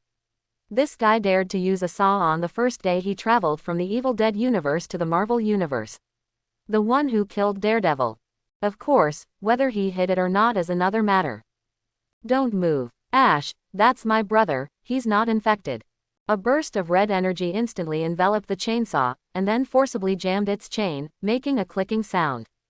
When Bai Yi turned around, she saw Wanda's eyebrows frowning slightly and one hand raised in the air, looking very dissatisfied. I'll go, he didn't really want to chop me just now, did he? Pietro stared at the confused Ash in front of him, who was still trying to pull the chainsaw. Could it be that this grandson couldn't even ask a question? It doesn't look like social anxiety. At this moment, a high-pitched scream suddenly sounded. Quack, quack, Howard, I want a full meal today. Boom. Before the strange scream could finish, Bai Yi raised his hand and shot him. Then there was the sound of flapping wings flapping the ground. Everyone was startled and quickly looked towards the source of the sound. Behind Ash, they saw an oversized duck in a blue suit crawling hard on the ground. Its feathers are no longer bright, but have lost their original luster, becoming gray and messy, and the eyeballs that occupy nearly a third of the face are devoid of any life. Bai Yi looked at the half-dead zombie duck on the ground and scratched his head. To be honest, this guy looked like he came from Mickey Mouse next door. Well, the zombie part definitely didn't count. Howard the Duck, whose real name is Howard T. Duck, was originally a resident of the Duck world. He was trapped on the Earth due to an accident. He had no choice but to work as a detective to make ends meet. During the most difficult time, he even went to the zoo to act cute. Mix in some food. But now, its originally cute duck beak has now become twisted, and the duck beak is covered with rotten skin, showing a gray-black color. The teeth that grew out of nowhere were protruding, sharp and irregular, and there were traces of blood and rotten flesh remaining in the gap between the upper and lower jaws. When it opens its mouth, the exposed interior is even more disgusting. The teeth were covered with rotten food residue, and the bloody tongue was twisting like a piece of rotten meat. A foul stench emanated from the mouth, and a disgusting odor permeated the air. Howard the Duck. I remember this guy. He seems to be half a superhero, right? Pietro, who was on Baiyi's shoulder, poked his head and said, "It's not every day in this world that you see ducks infected into zombies. The same goes for ducks about the same size as humans. If you are looking for a superhero who is good at driving a taxi or investigating extramarital affairs, then this should be the right one," Baiyi said, walking up and killing the poor infected egg-laying animal with one shot.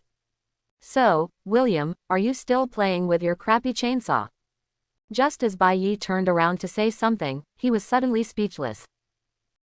Yes, if I don't have this chainsaw, how can I, Lord Ash, run rampant in this world, find the Book of Death, and save this world from fire and water? Oh, look what this fool has done. How can I use these chains if they are stuck? He twisted the chainsaw hard, trying to free the stuck chain, but the chain still refused to loosen. Ash frowned in dissatisfaction and kicked the chainsaw twice, trying to find a solution to the problem. For the sake of protecting the Earth, can this thing be given some face? Ash continued to complain. Finally, after a vigorous shake, the chain suddenly loosened a little. Ash immediately saw hope and continued to work hard with full fighting spirit. He kept pulling on the chainsaw until the chain slid completely and the saw made a harsh buzzing sound. Ash smiled with satisfaction and held the chainsaw tightly in his hand, preparing for the next fierce battle. He stared at Wanda, determination shining in his eyes. "Okay, miss, it seems that I have to pay for the chaos caused by the ladies again. Get ready, where are the screaming zombies just now? We are about to have a big battle." Ash grinned, wearing an evil smile. Wanda looked at Ash's stinky expression, twitched the corner of her mouth, and pointed her index finger at the body of Howard the Duck on the ground. Before Ash could start bragging again, Wanda quickly changed the subject. She asked Ash, regarding the Book of Death, do you know its origins and how to use it? There was a trace in her voice. Worry and anxiety. Time is running out, and it would be great if this Book of Death could help the world survive this disaster.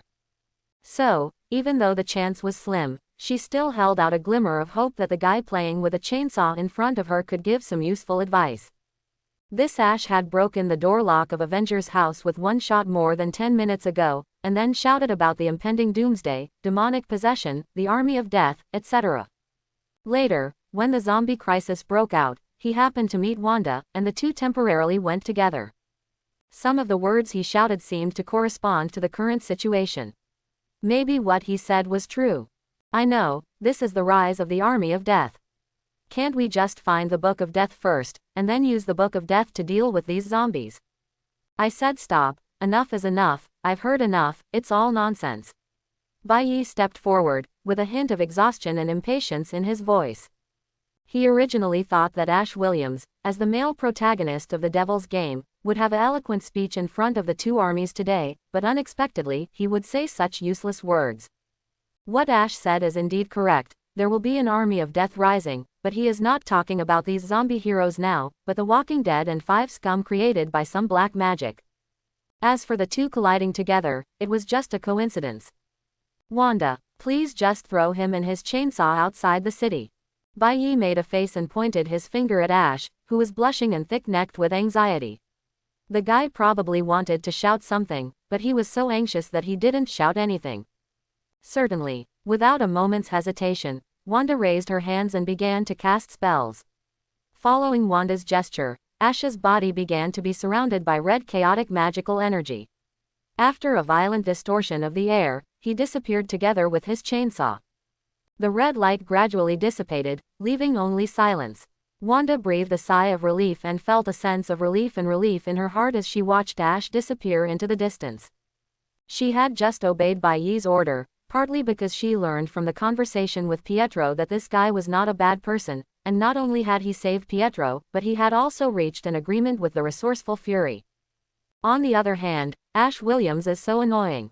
Now that his annoying boasts and nonsense are no longer in her ears, Wanda feels much cleaner. What Book of the Dead? I've never heard of it, I'm afraid it's just a kid's thing. Where should we go next? Directly to the quinjet. Wanda walked towards the White Knight in front of her and asked solemnly. Oh, let's go find the Book of Death. Baiyi, who was squeezing time to reload, raised his head and smiled at Wanda.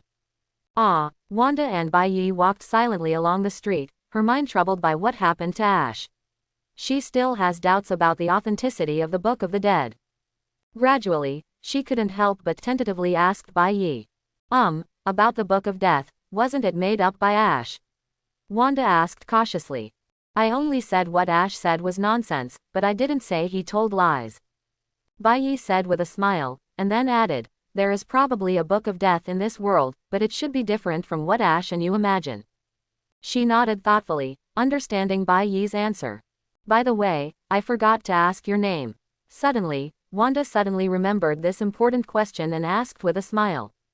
My name is Bai Yi, and Pietro hasn't spoken since just now. Is it you?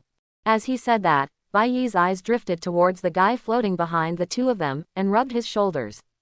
He had handed Quicksilver to the Scarlet Witch from the very beginning.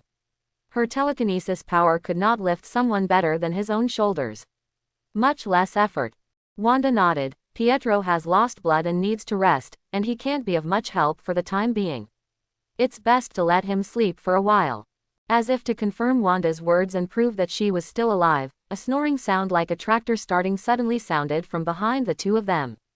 Speaking of which, I haven't formally thanked you yet. Thank you for saving Pietro's life. He has always been reckless. If he had been left alone in this doomsday world, he might have fallen into the mouths of zombies. Wanda said, lowering her head slightly to express her deepest gratitude. Well, to be precise, it was someone else who fell into his mouth. Bai Yi secretly cursed, then shook his head slightly, opened his mouth and said with a smile, you don't have to be so polite, I'm saving myself when I save him. You are so humble. Wanda looked at Bai Yi and smiled again.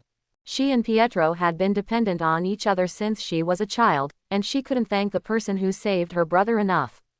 Bai Yi waved her hand gently again, and was about to say something, but she looked up and said, oh, we're here.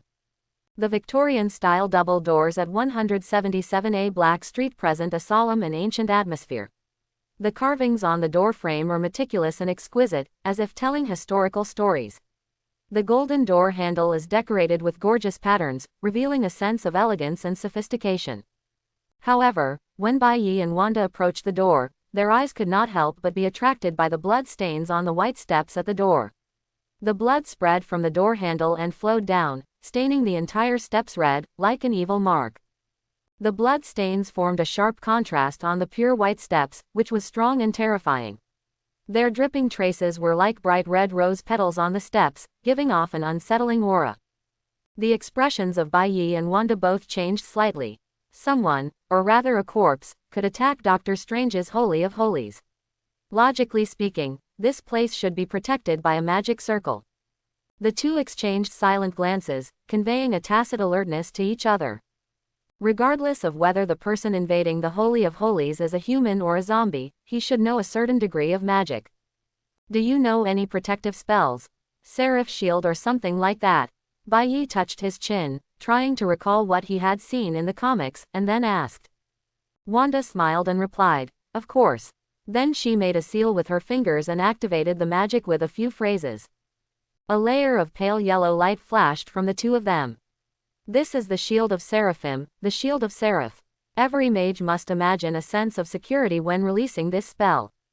Maybe it's a warm house, maybe it's a self-defense weapon, the specifics are different for each person, but it can be anything that can be associated with a sense of security. Recalling the information in his memory and feeling the warm sense of security on his body, Bai Yi nodded with satisfaction. Looking at the calm Bai Yi in front of her, Wanda felt a little surprised in her heart. She didn't expect Bai Yi to know a lot of magic knowledge, which surprised her more or less. Let's go in, there seems to be something going on inside. After gently pressing the shield, Bai Yi stepped forward and pushed open the blood-stained door. Almost at the same moment, the sound blocked by the door rushed into his ears.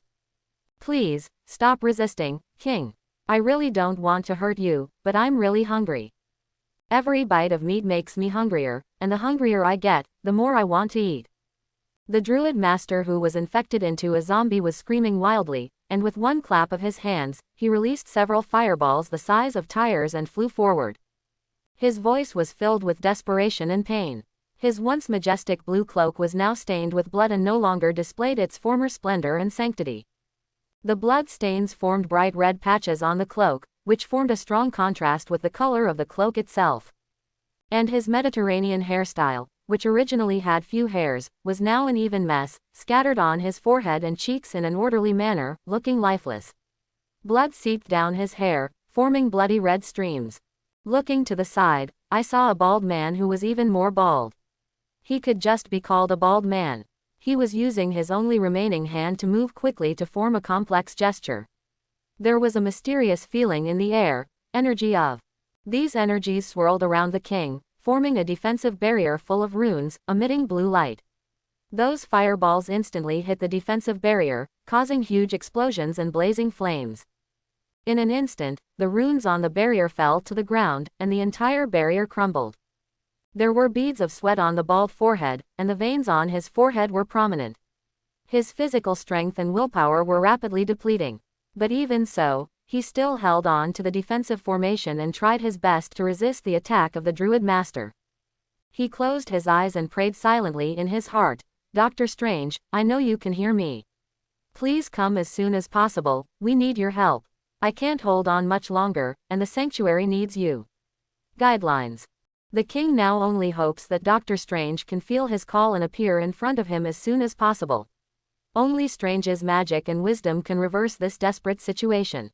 Otherwise, he would have no choice but to become the prey of his former friend.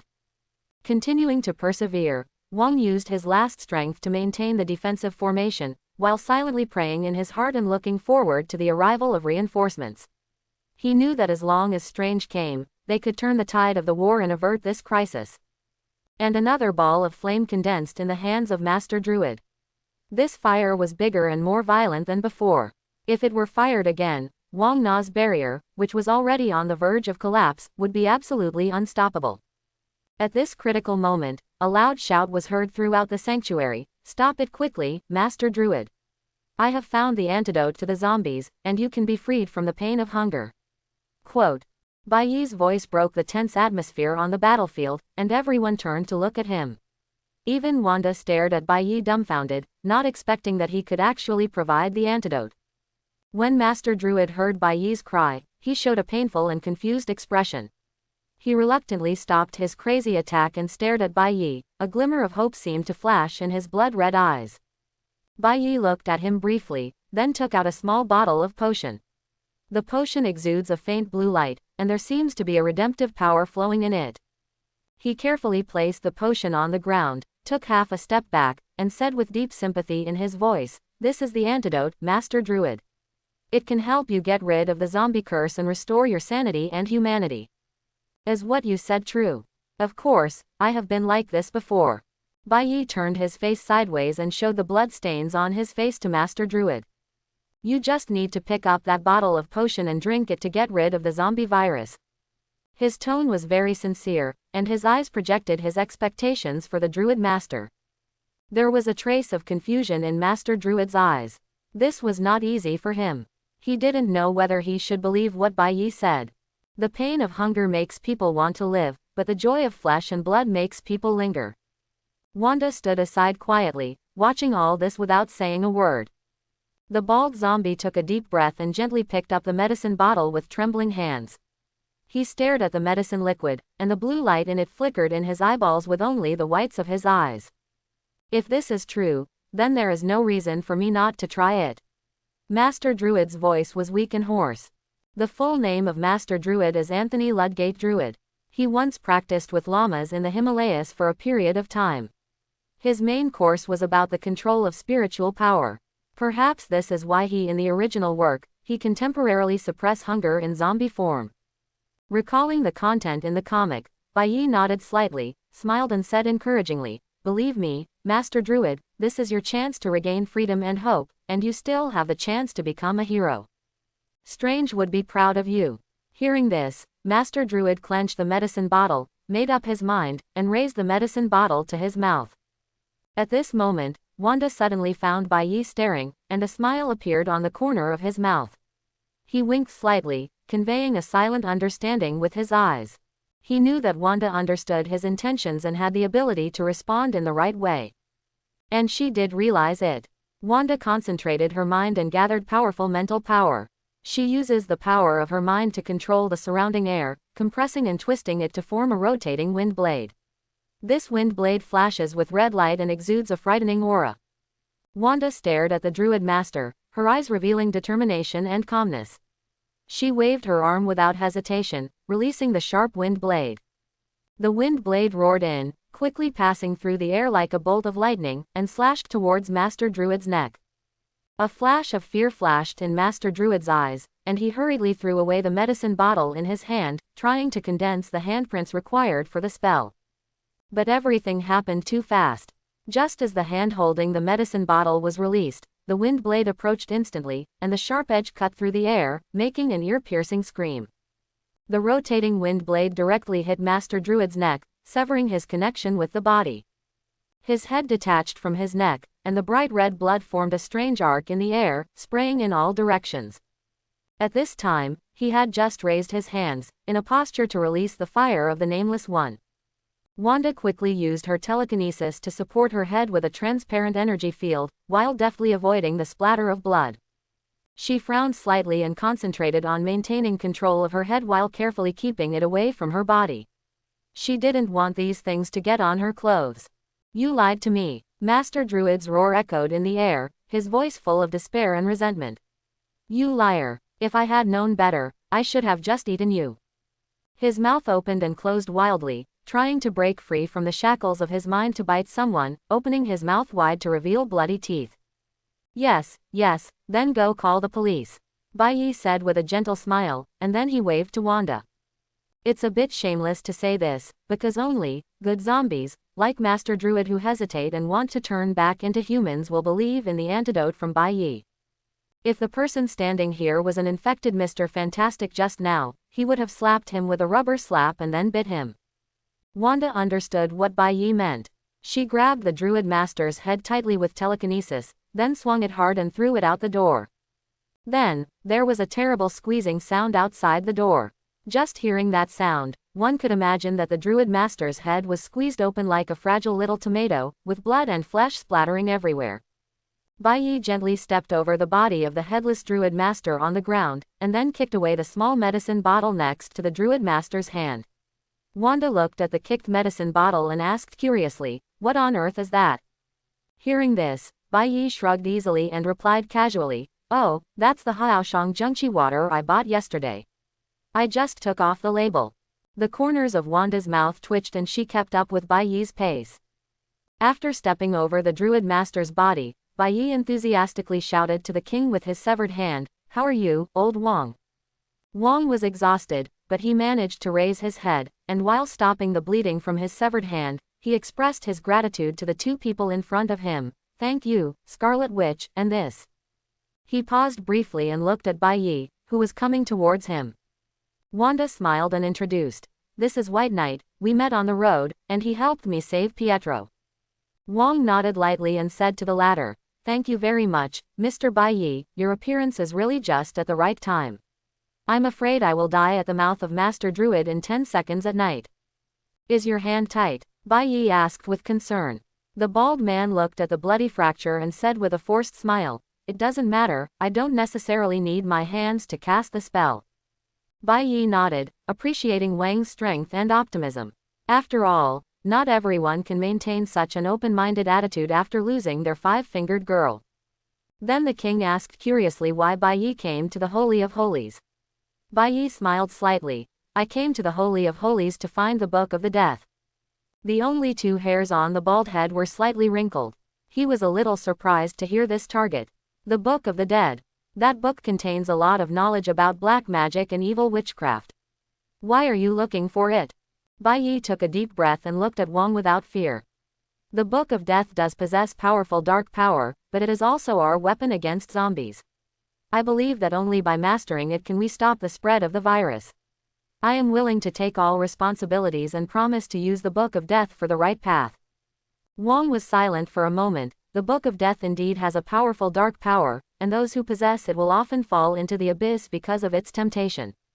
Just like the Dark Book. He was fully aware of the dangers of contacting it and couldn't help but weigh the pros and cons in his mind. However, he recalled Bai Yi's aid to him in the battle just now. Bai Yi's bravery and decisiveness saved his life at that critical moment. In any case, the man in front of him saved his life in the battle just now. The Scarlet Witch trusts him so much, so there must be no problem, right? Finally, Wong stared at Bai Yi, nodded and said, Bai Yi, I will take you to find that evil book. However, I hope you understand that this is a dangerous path. In the process of contacting black magic, we must always be vigilant. I don't want you to get lost in it. Bai Yi smiled and replied, Of course, King. Wong nodded. Let's go. The Book of Death should be on the second floor. Come with me. He twisted hard with his only remaining hand, and the heavy sanctuary door slowly closed with a rumbling sound. They walked up the spiral wooden staircase to the second floor, their footsteps echoing in the empty corridor. As their footsteps got closer, a magnificent scene unfolded before Bai Yi's eyes. Countless bookshelves nearly 10 meters tall stood on the second floor, standing there like giants. Each bookshelf was filled with books of all sizes. The thick smell of ink filled the air. Bai Yi's eyes widened. He couldn't help but let out a sigh of admiration. The hall they were in seemed to be a maze, with intricate corridors intertwined and confusing. The light was dim, with only a faint light coming from nowhere flickering between the bookshelves, casting strange shadows.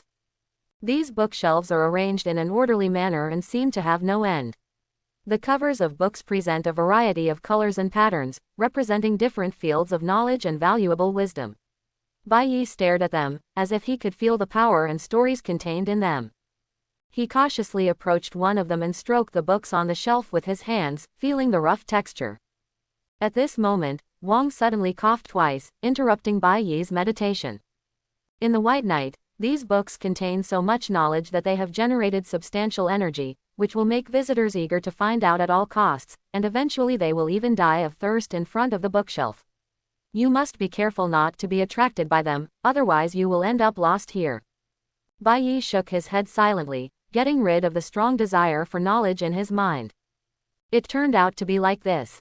No wonder he had a strange feeling as soon as he got to the second floor and wanted to read every book here. I thought I had finally become fond of reading, but I felt a little disappointed. After completely calming down, he said, I understand, King, take us to find the Book of Death. After we find it, you can leave the Holy of Holies with us and go to S.H.I.E.L.D.'s aerospace carrier, where it will be safer. Quote. Wong was silent for a moment, and then did not give a clear answer. Come with me first, let's go find the Book of Death. Bai Yi and Wanda followed Wong through the bookshelves. They carefully avoided the protruding bookshelves and scattered books. Each book exudes an ancient and mysterious atmosphere, as if it has its own vitality. Their eyes are constantly scanning the bookshelves, looking for clues that the Book of the Dead may be hidden. An intricate maze formed between the bookshelves, and Wong was like a navigator who knew the road well, leading them forward. Bai Yi and Wanda sometimes bent down, sometimes sideways around the corner of the protruding bookshelf. Their movements were flexible and agile, and their eyes were sometimes attracted by the fascinating books, but they knew that the current task was crucial and they could not let yourself indulge in it. After walking dozens of steps, Wong stopped in front of a bookshelf. He began to carefully search through the books on the bookshelf, looking for traces of the Book of Death. His hands quickly flipped through the covers of each book, hoping to find the mysterious book. However, as time passed, Wang's face gradually became anxious. He kept shaking his head and frowning. Finally, he couldn't suppress his inner shock and shouted loudly, It's gone. The Book of Death is gone. This unexpected news surprised both Bai Yi and Wanda. Their eyes also turned to the bookshelf that Wong pointed to. Although the books almost filled the first floor of the bookshelf, they could still barely find an abrupt gap in it. Silence enveloped them, with only the faint sound of turning pages echoing softly in the air. The king's cry echoed among the endless bookshelves, being stretched and slowed down, as if it was a ruthless mockery of their efforts. Bai Yi pondered for a moment, but he actually knew very well that the Book of Death was not here, but in Latvelia, Dr. Doom's fortress.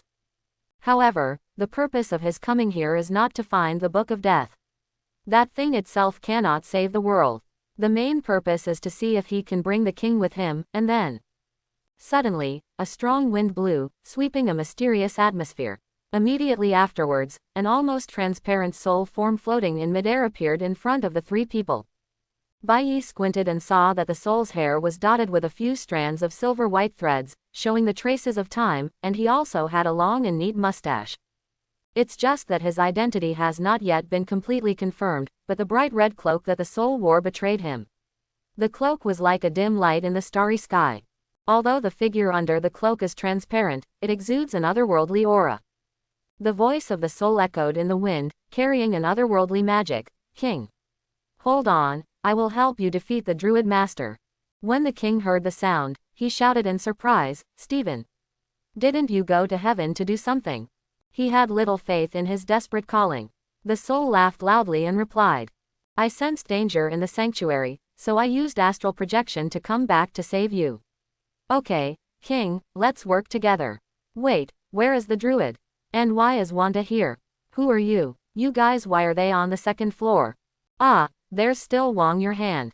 Doctor Strange's voice was full of confusion and curiosity, and his eyes scanned the surrounding environment and characters. He noticed the absence of the Master Druid and the presence of Wanda and Byakuya, which confused him.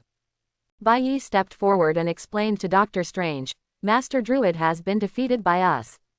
As for me, I am Bai Yi, and Wanda came here with me to find the Book of Death. Besides, you came too late, at least 5 minutes late. Doctor Strange's soul frowned slightly, and his cloak trembled, as if he was thinking about Bai Yi's words. After a long time, he slowly said, the Book of Death. Do we have this thing? King. Wong couldn't help feeling speechless when he heard Doctor Strange's question. He shook his head and replied with a wry smile. Stephen, well, we put that book into storage 4 years ago, and I put it on this bookshelf 7 months ago. You don't usually come to the library. Did you take a look? Besides, don't worry about my hands, it's not important. After hearing Wang's explanation, Doctor Strange showed a hint of surprise on his face, and then tugged at his mustache in embarrassment. The daily work of organizing the library is indeed done by his butler and servant Wong. He only needs to deal with various heroic things outside. Wong has to worry about most complicated things. Ahem, really, Doctor Strange muttered to himself, with a hint of confusion in his voice. Perhaps I had some kind of distorted memory during my many out-of-body experiences and forgot about that incident. Wong rolled his eyes. Anyway, Bai Yi, right. If you want to find the Book of Death, then let me help you divine its location. Doctor Strange began to recite an ancient and mysterious spell with a low and majestic voice. As he recited, the surrounding aura gradually condensed, forming a golden shimmer that surrounded him to form a magic circle. His fingers trembled slightly, and his consciousness went deep into the realm of divination. He saw flickering images, fragments of the past, present and future. He sensed every book on the bookshelf, their energy fluctuations and information flow. But suddenly, his body trembled violently, and the magic circle quickly dissipated. Doctor Strange slowly opened his eyes, a look of caution on his face. He took a few deep breaths, trying to calm down his inner turmoil. Someone used magic to interfere with my prediction. His voice was low and calm. I'm sorry, I'm afraid I can't help you. Wong was about to say something when he suddenly heard Doctor Strange say, the structure of this interference spell is not complicated, but it will take several days to unravel. I think what we lack most now is time. Then he looked at Bai Yi and said, Bai Yi, although I don't know why you were looking for that book, I believe there must be an important reason. I'm sorry that I couldn't help you. And I must thank you for saving Wang's life. He is my best friend, so please accept this. He stretched out his palm, and the magic energy in his hand regrouped, gradually forming a golden pendant. The pendant is round in shape with 4 intertwined golden curves, which is the symbol of Karma Taj. This standard white knight looked particularly familiar, and he remembered that this thing had appeared in the Doctor Strange movie, such as the circular skylight of the Holy of Holies. Don't underestimate it. It not only means that you have helped the Supreme Mage and gained the friendship of Karma Taj, but it can also store various spells into it. Now there is an invisible fire and an astral projection. Then, Doctor Strange pushed with his palm, and the pendant floated towards the White Knight. Thank you, I'm welcome. Bai Yi took the pendant with a smile and hung it around his neck. A warm feeling instantly flowed through his body. He instantly understood how to use this thing. This thing is almost a full-like magic weapon that does not require any magic foundation. It is like a remote control panel with only one button. It also has identity verification capabilities and can only be used by the recipient. There are many treasures like this in Marvel that can be used without magic, such as Agamotto's bone sword that can regenerate the wounded, the hand of Emperor Wyshan that can travel through outer space when worn, and so on. To be honest, this was really an unexpected surprise. When he rescued the king, he simply wanted to have one more companion on the road and more security. He had nothing else. I just didn't expect that I would happen to meet Doctor Strange to repay his kindness like a fox. It's really good for good people to be rewarded. It's gratifying and gratifying. Bai Yi reluctantly suppressed the smile that was about to reach the corner of his mouth in Wanda's strange eyes. Ahem, by the way, Doctor, I just seemed to hear what Wong said about the practice. The spirit frowned slightly and sighed softly. 20 minutes ago, I went to S.H.I.E.L.D.'s aerospace carrier to investigate. Their scientists were helpless against this virus. If technological methods don't work, what about magic? So, I'm going to cast a spell in the sky to see if I can cure the zombie virus. After Bai Yi pondered for a moment, he suddenly said, Doctor, I understand your determination, but I'm afraid this crisis cannot be solved with a spell. Doctor Strange's expression became complicated after hearing Bai Yi's words. He sighed deeply, then smiled bitterly. You were right, but I have no choice but to try it. Bai Yi nodded and said nothing, just thinking about it again in his heart. The solution that Stephen Strange came up with was not a long shot, but definitely unfeasible. There are three most famous zombies in the Marvel Universe, namely Voodoo, the Ogre virus in the Punisher versus Marvel Universe, and the Hunger virus that White Knight and the others are currently facing. In fact, there is an antidote to the Hunger virus, but in this 2149 universe, since all the superheroes were wiped out at the beginning of the story, naturally no one developed an antidote. S.H.I.E.L.D. also has its own mysterious side consultants, such as Dr. Voodoo, who is pretty good at magic. If he can't solve it, then there's no way to solve it. Only after about a few decades in this universe did someone in the 616 main universe create an antidote. But at that time, the cucumber dish was out of date for this universe. Seeing Bai Yi's silence and disbelief, Doctor Strange shook his head helplessly. Just like what he said, he had no choice but to try his luck. Okay, I guess you don't plan to stay in this holy sanctuary for the rest of your life, right?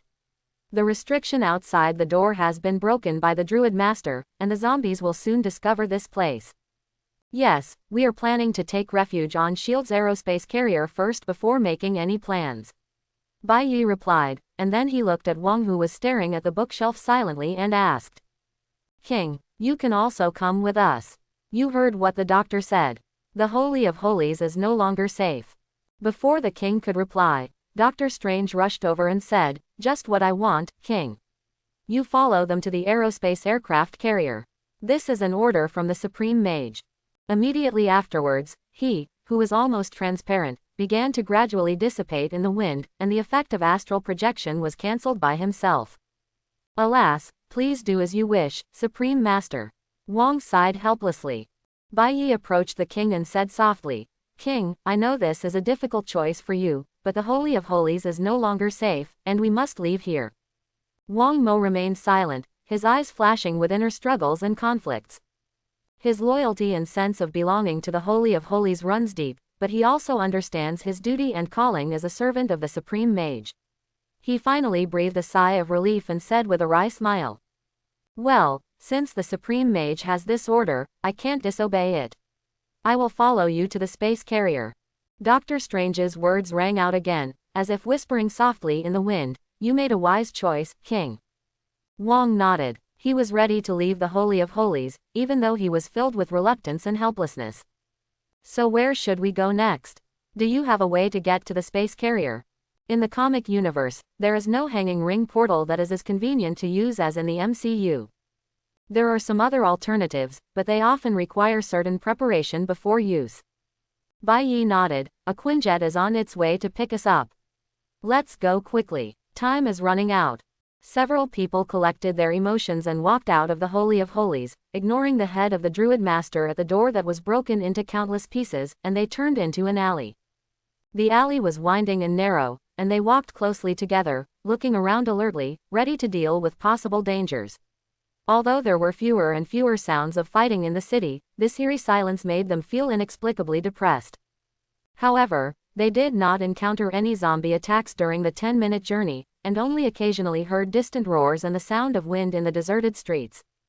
We're almost there. Just 2 more turns ahead as the scheduled meeting point. Several people finally came to a basketball court. Parked on the basketball court was a huge quinjet fighter.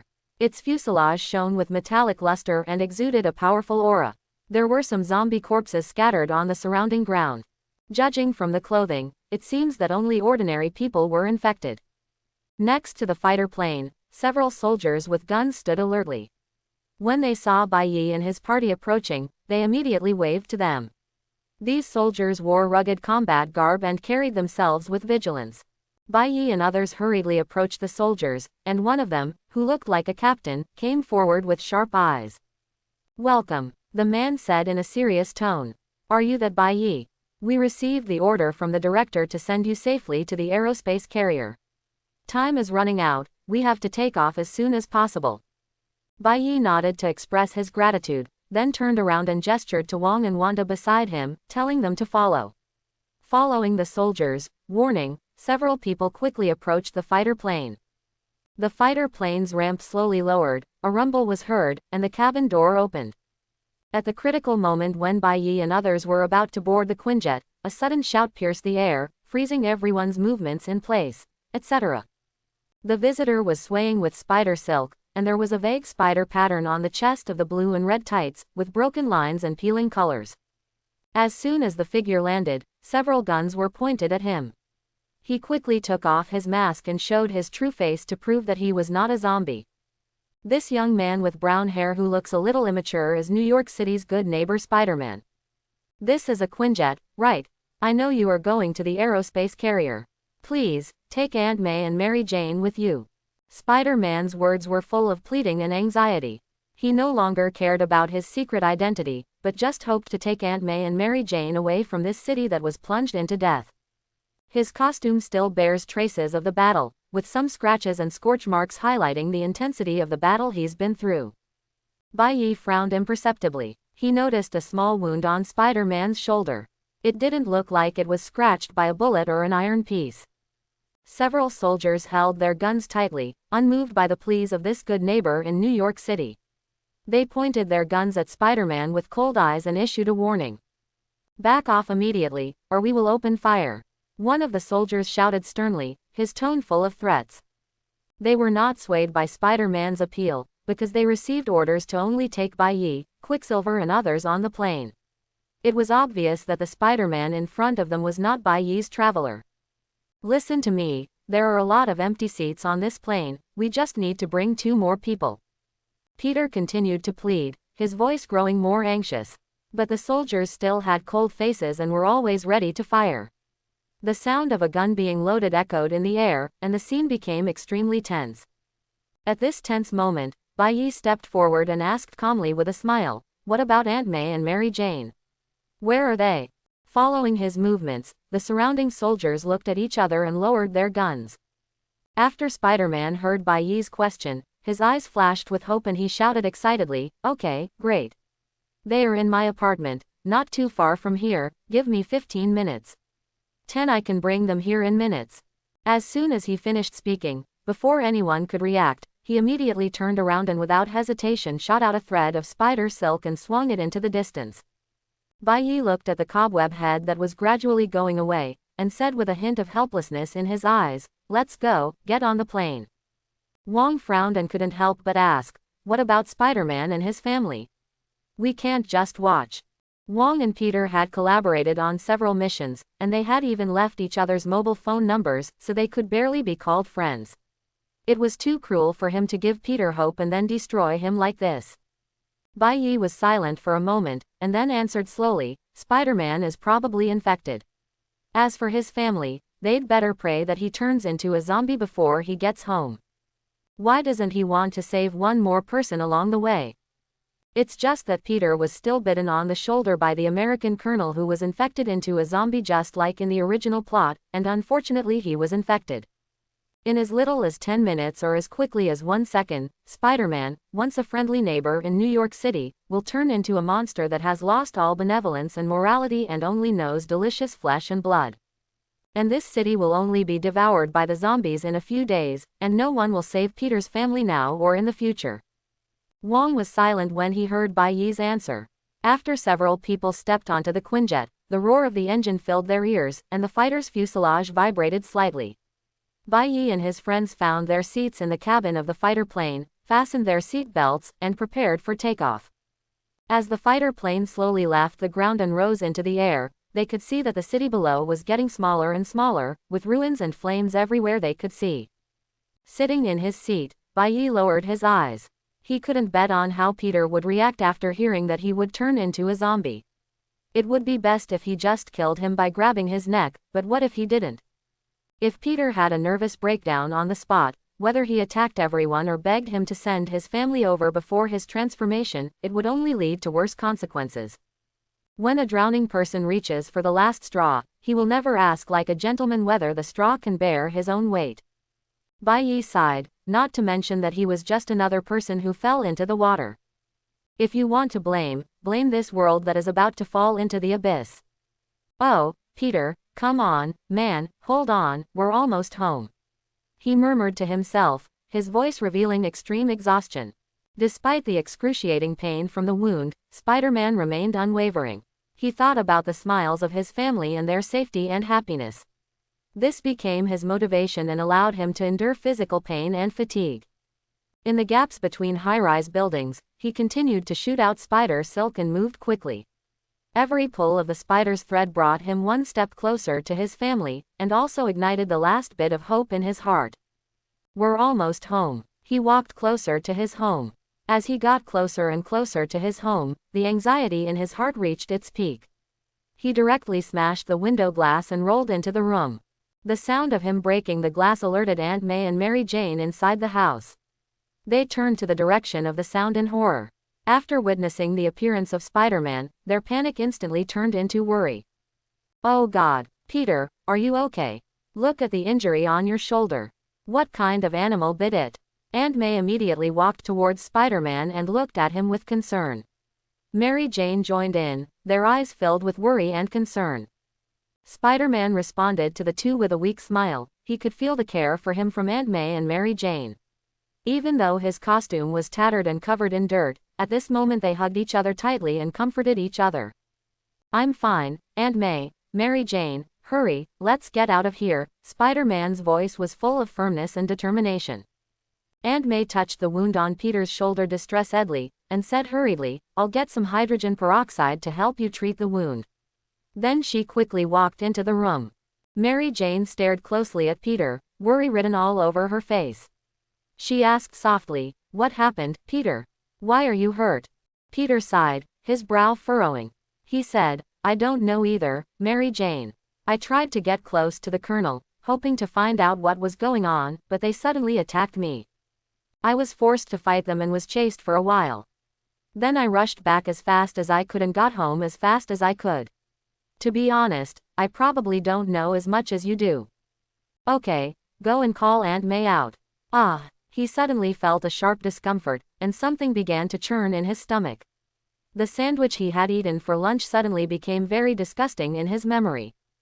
His skin began to sweat, and he seemed to be enveloped in a searing burning sensation. His body twisted painfully, as if something was burning inside him, and hunger spread rapidly. After struggling in vain for a moment, Peter finally let out a shrill howl, I'm starving to death. Peter, what's wrong with you? Mary Jane, who was walking towards the room, heard the noise and turned her head. In the next second, a bloody mouth bit her neck fiercely, and blood spurted out. After getting on the plane, the group finally had a moment to breathe. High-altitude quinjet fighters flew over New York City, overlooking this once prosperous city. From this perspective, the entire city looks like a torn scroll. The streets of New York City are crisscrossed and high-rise buildings stand tall, but at the moment they look desolate and desolate. The streets were deserted, and countless scrapped vehicles were casually dumped on the roadside. Viewed from a high altitude, smoke and blazing flames filled the remains of the building, creating a gloomy scene. Ruins and debris litter the streets, traces of tragedy everywhere. In this desolate picture, you can occasionally see some survivors, struggling to walk among the ruins, looking for shelter, injecting a trace of sad vitality into the city. In a few hours there will be no more living people in New York City, and those zombie heroes are still immersed in the wonderful feeling of being hungry. Pua. These guys have surprisingly big appetites and have no sense of restraint at all. They just bite every person they see. They don't know that soon this planet will no longer have any fresh meat. Well, Wong seemed unwilling to give in, still brooding over Spider-Man's failure to get on the plane. At this moment, Bai Yi walked up to a soldier and whispered softly, "Turn on the TV and let us watch the latest news." The soldier immediately obeyed the order and manually turned on the TV screen on the plane. An emergency news logo appeared on the screen, and then it switched to the news channel screen. Jonah Jameson stood in a shabby newsroom, holding a microphone in his left hand and clutching a pistol in his right. Behind him are chaotic cameras and burning files, as well as several zombie corpses lying in the corner. Jameson, who seemed exhausted mentally and physically, said with a heavy voice, "Dear viewers, this will be the last news report of the Daily Bugle. The world has fallen into endless panic and chaos. At this moment of doomsday, we were looking forward to the death of a hero. Come, a savior who can save us. However, why didn't that freak climbing on the wall appear? Maybe he is just a false hero who only hangs around on the city's skyscrapers but cannot face real threats. What we need is a real hero, not a freak who calls himself Spider-Man." Suddenly, a loud bang echoed through the studio, the glass window was smashed, and Spider-Man rushed into the room, his clothes in tatters, blood and rotten muscles exposed. He twisted his body and quickly approached James, opening his mouth wide, exposing his sharp teeth. "Haha, James, do you miss me as an old friend? You reptile, I knew you were definitely not a good person." Jameson backed away in horror, picked up his gun and tried to resist. However, Spider-Man's strength and speed were far beyond his imagination, and he easily dodged the flying bullets. "You can't escape, Jameson. My appetite can no longer be controlled, and you are the delicacy I crave most at the moment," Spider-Man hissed. At the end of the scene, James looked desperately at Spider-Man approaching, his forehead soaked with sweat. Then the camera fell to the ground and the picture became confusing. The only sound left on the TV was the sound of chewing, a harsh and terrifying clicking sound. They could no longer see any images during the white night, and could only hear the terrifying swallowing sound echoing in their ears. "Okay, turn it off, we've seen enough." Bai Yi waved his hand, signaling the soldier to turn off the TV. As the screen dimmed, he asked the gray-faced Wong, "Now do you understand why I didn't wait for Spider-Man to bring his family over? I'm afraid his family has already been killed by him." Wong smiled bitterly and nodded, then fell into silence again. Bai Yi unconsciously reached out and touched the pendant around his neck. When he touched the pendant, a warm energy came from it and penetrated into his body along his fingertips. The pendant stores an anonymous fire and astral projection of Emperor Weixin. These two simple but by no means weak spells will become a crucial part of his next plan. The power of the nameless fire is as powerful as several thermite grenades. What's even better is that as a spell, it can naturally cause damage to spiritual bodies. Astral projection is equivalent to an out-of-body experience, but the distance is limited. At this moment, the broadcast in the quinjet suddenly rang, and Fury's voice spread throughout the cabin. "When everyone arrives at the space aircraft carrier, I hope to talk to Bai Yi alone. Over." Bai Yi raised his head and squinted his eyes. Wanda and Wong looked at Bai Yi at the same time. Wong said softly, "It seems that Fury has something important to ask you, Bai Yi." Bai Yi glanced at Quicksilver, who was sleeping soundly on the side, then turned to Wanda and asked, "What's your impression of Fury?"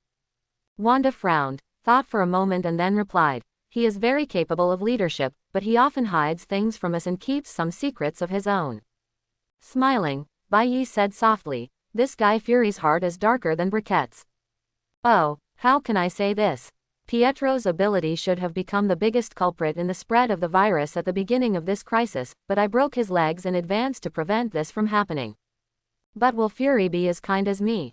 These words are indeed suspected of sowing discord, but what he said is not groundless.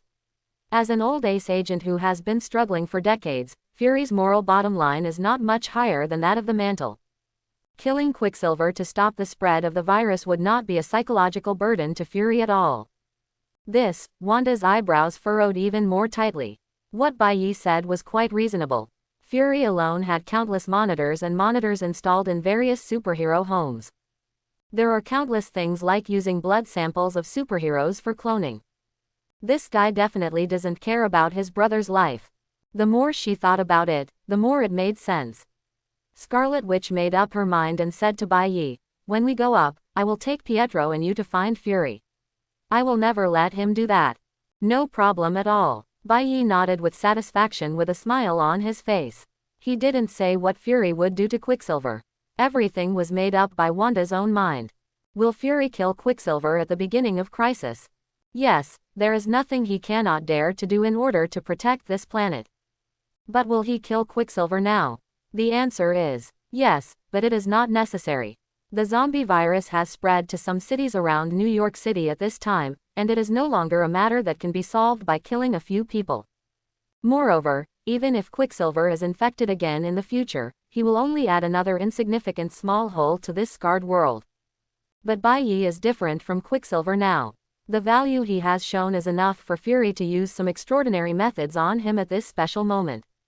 However, Bai Yi still believed that the one-eyed dragon was a person with general knowledge and would not do anything too outrageous at this time.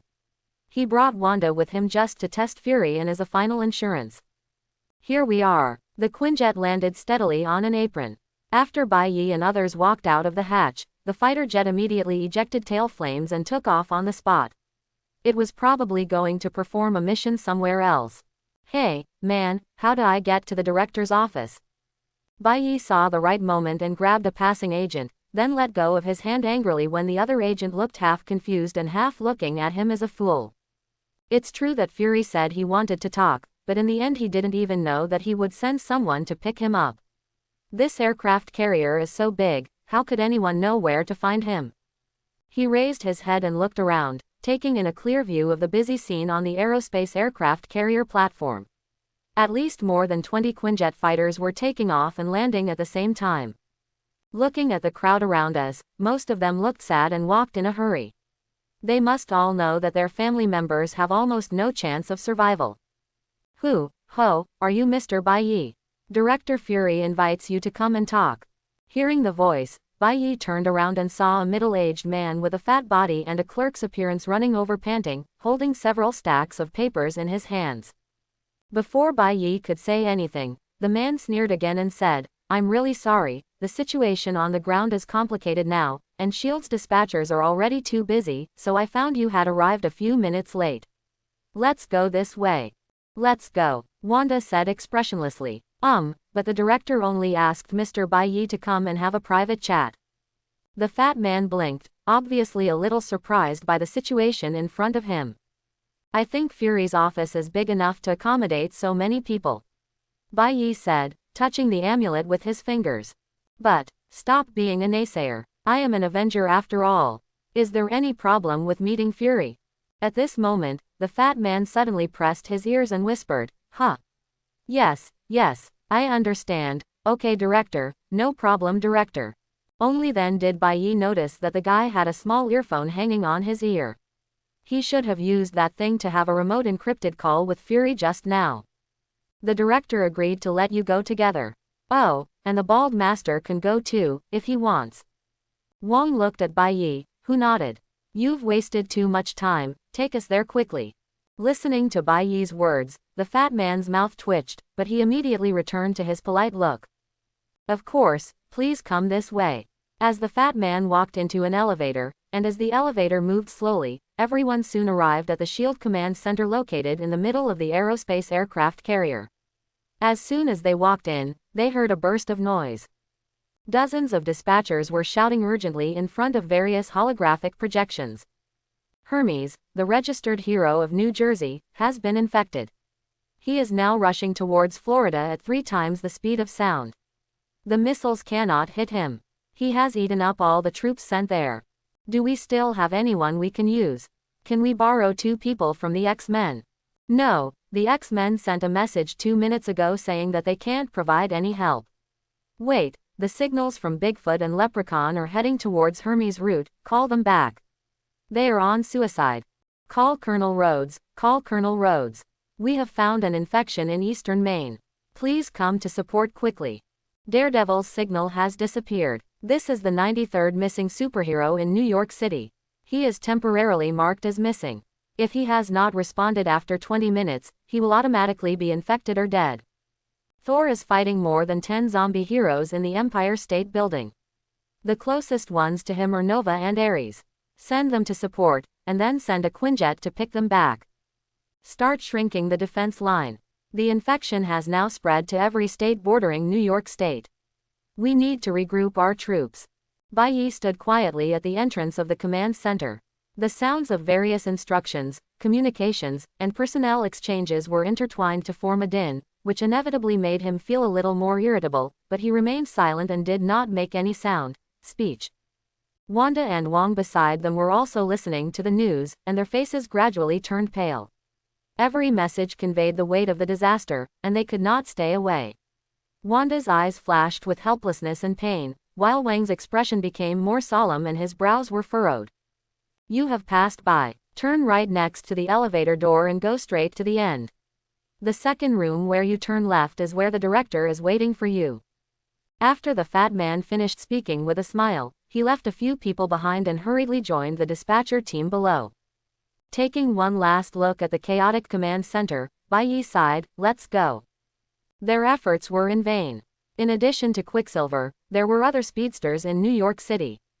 There were no fewer than 5 named speedsters, not to mention those heroes who had never been reported to the authorities.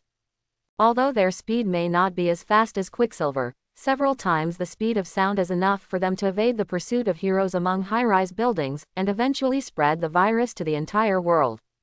It's just that without Quicksilver, the time when the virus will infect the world may be a little later, but that moment will eventually come.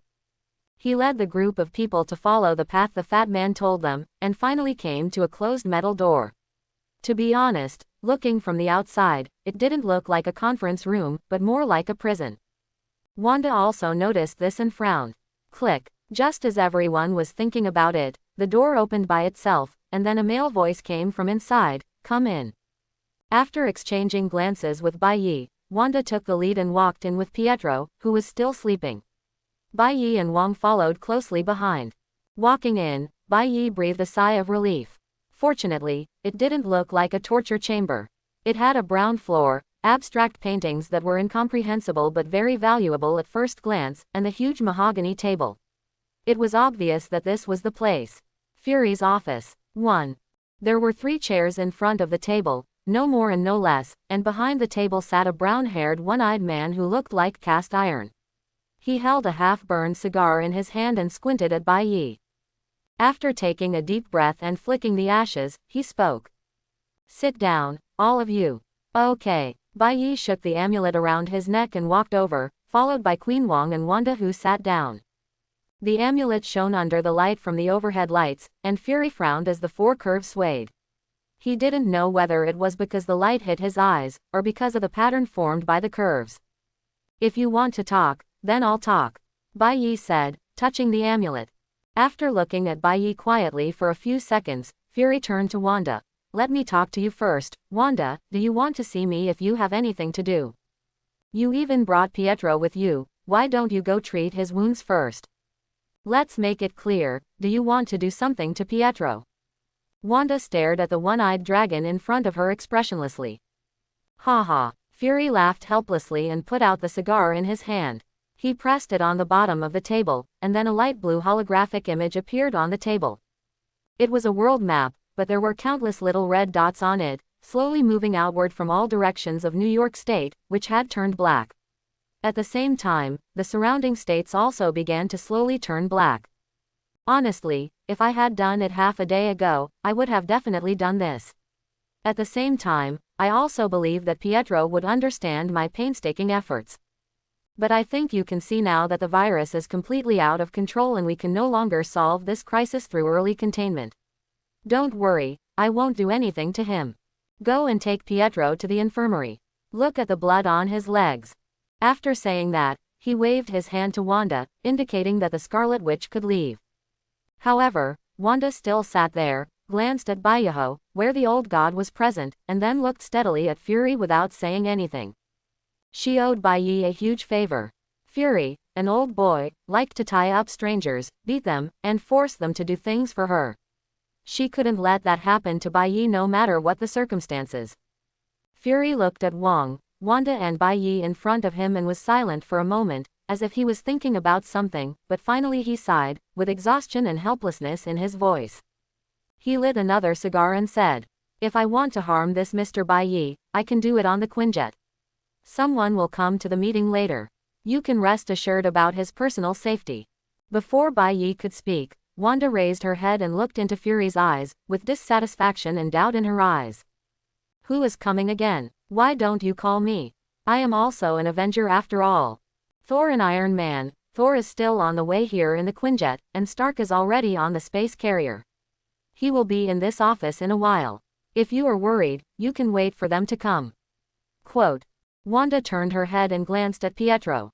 Quicksilver's face seemed to be twitching slightly in pain, which made her feel tight. Then she turned her inquiring eyes to Baiyi.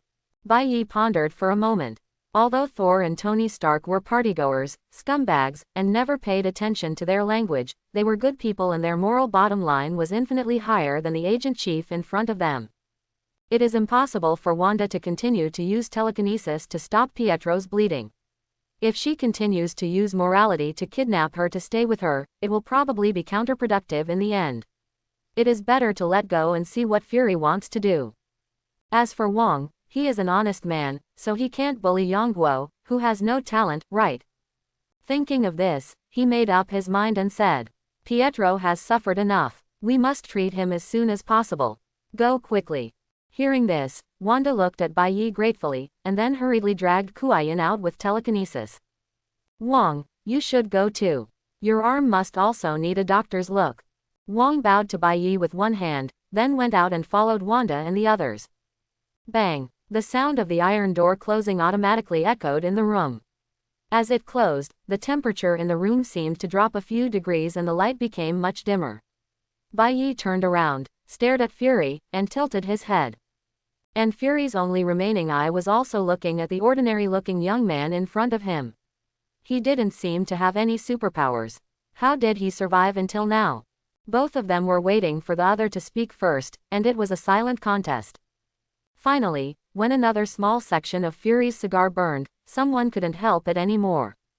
"First of all, as the director of the Strategic Homeland Defense Attack and Logistics Support Agency, I would like to express my gratitude to you for your heroic personal actions.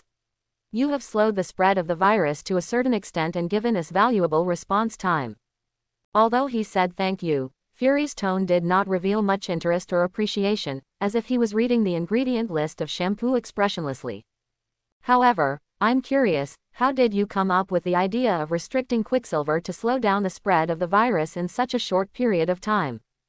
And based on our comparison of surveillance, it seems that you shot Quicksilver almost at the same minute that the Colonel and others were infected. This timing is very delicate." Fury's eyes had already brought a hint of scrutiny, and he did not reveal too much emotion in his tone, still maintaining his usual indifferent attitude. Baiyi suddenly sighed heavily, and Fury seemed a little shocked, and the cigarette in his hand shook. Tears seemed to flash in the corners of Baiyi's eyes. "When I was a kid, I went to the theater with my parents to watch a great show. After the show, we took a shortcut into an alley," he says softly. His voice trembled slightly, as if the memory of the scene still pained him. "Halfway through, a gangster suddenly appeared to snatch money, and my parents were shot dead mercilessly. I remember that the pearl necklace around my mother's neck fell to the ground, and the sound of it falling was particularly clear in the night sky. At that moment, when I felt the last warmth of my mother disappear, I looked up at the sky and saw a group of bats flying by. At that moment, a mysterious power awakened in me, and I got the prophecy ability." After saying that, with tears in his eyes, he slightly raised his head to look up at the ceiling, as if he saw the poor couple waving to him. It's as if they only extended one longest finger, which may be an illusion caused by longing for them. After hearing this tragic backstory, Fury nodded with deep sympathy and asked, "Oh, so Mr. Baiyi, what is your father's name?" Bai hesitated for a moment, then answered, Thomas Wayne. Fury raised his eyebrows and then asked, then your mother's surname must be Bai. Bai shook his head. Her name is Martha Wayne, and her maiden name is Kane. Fury's hand holding the cigar trembled slightly, and the ash fell outside the ashtray. Your father's surname is Wayne, your mother's surname is Kane, and it turns out your surname is Bai. Bai sighed softly and waved his hand. Hey, what can I do? If they don't have my last name, then I can't force them to change their last name. You may be too young to understand. You will understand these things when you are my age. Fury suddenly had the urge to hit someone with an ashtray. Chapter 21. I hope you can cooperate a little bit, Mr. Bai. This story is too unbelievable. Ah, isn't this unbelievable? Bai leaned back in surprise. Let's change it to another one. In the second year of Yuan, a wandering gambler came to Wayne's house. Stop. Fury slammed the table, and the veins on his forehead popped. It's becoming more and more outrageous. Just now it was still modern, and now it has become the second year of Yuan. What happened so many years ago can have nothing to do with you. You have to make sense of your nonsense. Okay, I won't delve into the question of where you came from. Didn't you say that you can predict the future? Now tell me, what else did you see happening in the future? Taking a deep breath, Fury still decided to pretend that nothing happened just now. Isn't this enough? Bai squeezed back and forth on the seat comfortably. Apart from anything else, this shield chair is quite comfortable, and it's probably made of genuine leather. In the eyes of Fury who wanted to kill someone, Bai pinched his shoulders again, and finally said slowly, I saw the space carrier finally falling from the sky. Fury flicked the ash from his cigarette and said nothing. It all happened because the Fantastic Four, or Mr. Fantastic, Reed Richards, the smart guy, turned into a zombie. Fury frowned after hearing this. It's impossible. We did a comprehensive test on everyone when they boarded the spacecraft, and no one was infected. You're right. However, Reed is a madman who is crazy about science, and he also lost 2 children. He is probably not mentally normal. If he discovers that zombies can live forever without relying on any food, he will most likely choose to infect the Fantastic Four to complete a new evolution. Oh, but I think you would be able to think of this and not send him to develop an antidote and expose him to the virus, right? Bai winked, her words full of sarcasm. Fury was not angry after hearing Bai's words. He just pondered for a moment. Bai's statement was not unreasonable. Reed is full of curiosity about all kinds of strange phenomena and experiments. His intelligence may be the best among the smartest people in the world, but precisely because of this, he can easily get into trouble and be unable to get out. When he was in college, he once stayed up for 3 days and 3 nights to solve a problem, and finally fell down on the test bench and was laughed at by Doom. Suddenly, Fury raised his head and looked at Bai. Wait a minute, you said those zombies can live forever without eating or drinking. How do you know? I'm a prophet, of course I know. Bai shrugged matter-of-factly. After all, in the original comics, it was this rubber man who went crazy and injected the zombie virus into the Fantastic Four, successfully breaking through S.H.I.E.L.D.'s aerospace aircraft carrier from the inside. Computer, call up the monitoring of the laboratory where Mr. Fantastic is located, and at the same time reduce the importance of the underground shelter plan from A to B. The holographic projection in front of him changed instantly and moved to the inside and outside of a laboratory. Mr. Fantastic was wearing a white coat and concentrating on experiments. His arm stretched more than 10 meters and he easily removed the beaker from the height. At the same time, his neck stretched several meters, and he wore a magnifying glass on his head, observing the corpse of a zombie intently. He didn't realize at all that there were 2 people watching him through the surveillance camera at this time. He just kept taking various tools and working on the corpse. Nothing seemed out of the ordinary. I think he's normal. Fury said calmly that there was nothing unusual or inappropriate about Reed in front of him. He was just doing what a scientist should do. The kind of scientist who built Frankenstein. Bai twisted his body, pointed at the harmless rubber band on the screen and said, You might as well close the door and test him again. I believe that Mr. Richards, as a kind-hearted superhero, will not care about others misunderstanding him. This is a harmless thing, just do it. Fury nodded slowly. He pressed twice on the screen, and the door to the laboratory quickly closed and locked. Mr. Fantastic was startled by the sudden movement. He quickly turned his head and looked around in confusion. Ah, is anyone there? Sue, is that you? Mr. Fantastic muttered, trying to figure out what was going on. His voice sounded confused. However, the environment in the laboratory became quiet and closed. Fury watched Mr. Fantastic's reaction on the screen. He just watched, neither sad nor happy. Mr. Fantastic stood in the laboratory, looking around, banging on the door and trying to establish contact with the outside world. There was a hint of uneasiness and uncertainty in his eyes, and he might be wondering if some kind of accident had happened. Sue, if it's you, please come out and explain. What is going on? He hoped to get a reasonable explanation to eliminate his inner doubts. Fury glanced at the smiling Bai Yi again, and finally spoke, "It's me, Reed. An infected person just got in on the space aircraft carrier. We locked all the doors to check whether anyone else was infected by him. Infect. But don't worry, you haven't gone out yet, you're on the white list." Fury's voice came from all directions in the laboratory, making it difficult to tell where the source was. Huh, so that's it. Wait, are Sue and the others okay? Reed, who had just taken a breath, asked hurriedly, looking like a responsible, good husband and big brother. They're fine. Oh, Susan will be here now, so I won't disturb you. After saying that, Fury cut off the communication. Bai Yi frowned when he heard this, because there was no one outside the laboratory door and the corridor was empty. Ignoring Bai Yi's doubts, Fury continued, "Computer, send an LMD to the 30th floor. The appearance is required to be an invisible woman. After all preparations are completed, open the protective door of Gamma Area 16. Complete." LMD, Fury's favorite android, can perfectly imitate the original owner in appearance, voice, and some functions unique to carbon-based creatures. Sometimes these high-tech gadgets even become self-aware and come back to bite Fury. Wait, isn't the guy in front of me also an android? Bai Yi was startled. Don't be too surprised. The thing I just used was a biological simulation bait.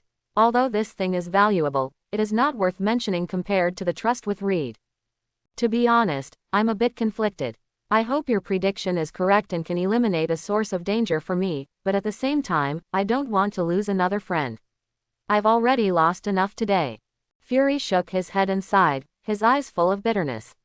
He took a deep drag on the cigarette and looked at the surveillance camera. The corridor outside the laboratory suddenly opened a crack silently, and a beautiful blonde woman walked out. Wearing a blue uniform. "Please enter the command," Susan said dully, impersonating the personality of Susan Storm to spy on Reed Richards' attitude towards the zombie virus. Clear. After the android finished speaking, his eyes rolled up, his body twitched slightly, and his head shook wildly, completely losing his iceberg beauty look just now. A few seconds later, its neck clicked, and a trace of sadness appeared on its face. Its eyebrows and the corners of its mouth were lowered together. It wanted to play the role of a mother who had just lost 2 children. The closed laboratory door slowly opened, and heavy mechanical sounds echoed in the air. As the door to the laboratory opened, Susan walked in and came to Reed's side. "It's good that you're okay, Sue." Although he spoke words of concern, Reed was still focused on studying the zombie's body. He concentrated on cutting out a small piece of the zombie's heart and placed it under a microscope for careful observation. With his eyes fixed on the microscope, he seemed to be communicating with the cells of the zombies. Susan approached Reed and didn't care about his coldness. She asked with concern, "Why are you staying here by yourself? I thought you were working with Banner and Tony." "They are working on other projects, and we conduct different studies separately, so that if one of them makes a discovery, the other person can go over and help. It was Tony's idea, but I agree." Susan nodded in understanding. "But to be honest, I don't know how Tony and the others are doing, but I should have made some progress here." "Oh," Reed's eyes flashed with excitement. "These creatures are really amazing. They are human beings, but they are not. The infection by the virus has made them such efficient creatures. Can you imagine? An adult male needs to consume at least 15,000 calories and 20 liters of water a week, but these creatures only need 1,000th or even 1/10,000th. After hearing Reed's description, Susan's eyes widened in disbelief and she shouted, "These zombies are all demons. They are not new creatures. Don't forget what they did to our children." Reed still didn't look back at this time. He looked up and down the corpse of the zombies and said indifferently, "Of course I haven't forgotten it, but what I can't ignore is that these zombies seem to have evolved in our body structure."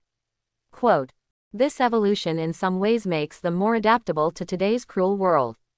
After that, he took off one of the zombie's eyeballs, held it close and observed it carefully, and uttered admiration from time to time. After Susan heard Reed's words, she was filled with grief and anger.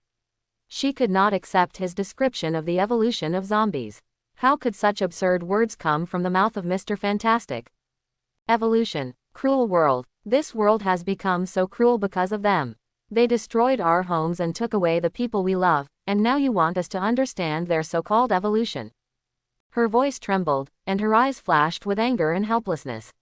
She couldn't understand why Reed described the changes in the zombies so coldly, seeming to completely ignore who the culprit of all this was. Turning around and walking out of the laboratory, she no longer wanted to say another word to her crazy husband. Many of their organs have stagnated because they don't need those useless things, but they still retain mobility and intelligence under such circumstances, but their minds rarely play a role, which is strange. "Are you still there, Sue?" Reed continued to be immersed in the study of zombie organs, and he didn't seem to care too much about Susan's departure. He was observing the zombies' organs, trying to understand their evolution. He glanced back when he heard the door slam, but quickly turned his attention back to the experiment. "What, is this evidence enough?" He even called this virus evolution. "No matter what you think, I don't think a bunch of man-eating monsters are evolution." Seeing Susan walking out of the laboratory and returning to her dull look after the door was closed, and disappearing into the cracks in the wall, Bai opened her mouth and said. As he expected, Reed may have gone crazy after losing his child, or maybe he was already crazy. In short, he now regards zombies as the future of mankind. To be honest, part of what he said is correct.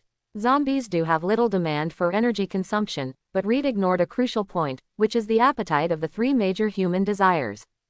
Under normal circumstances, after a person is full, his brain will send a signal to his body to prevent him from stretching himself to death, but zombies are different.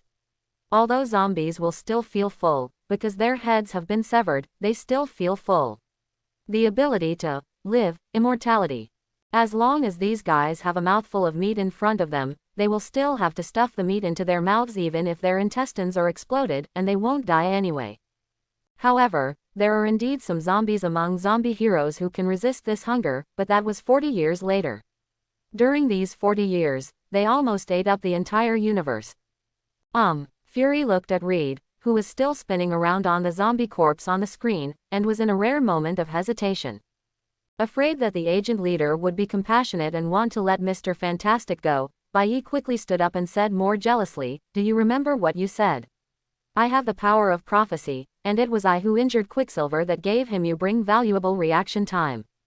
If this doesn't prove the accuracy of my prediction, then I just said that these zombies can live forever without eating or drinking, which coincides with Reed's experimental results." Seeing the one-eyed dragon in front of him still lowering his eyes and remaining silent, Bai slapped the table with a rather frustrated attitude. "What are you waiting for? Why don't you kill Reed quickly? Do you want us all to be treated like desserts by these guys?" Fury thought silently for a few seconds, then burst into laughter. There was a kind of relief and joy in his laughter, and he stretched out a big hand towards the prophet in front of him. "You have proven your worth and your stance, and S.H.I.E.L.D. welcomes you." This sudden change surprised Bai, but then he also showed a smile, stretched out his hand and shook it firmly. "A pleasure to work with." Returning to his seat, Fury lit a new cigar and handed it to Bai. He smiled after watching the latter take it, and flicked his left hand in the holographic projection. The camera instantly zoomed in on Mr. Fantastic, and his every move was fully visible. "Computer, clean up Area 16 of Gamma on the 30th floor. There is a registered hero in the target area, ID 00042, Mr. Fantastic Reed Richards. The protection program is activated and cannot be cleaned." Fury calmly took a puff of his cigar, flicked the ashes, and said, "Use level 10 authority to cover it and ensure that the target is completely inactivated."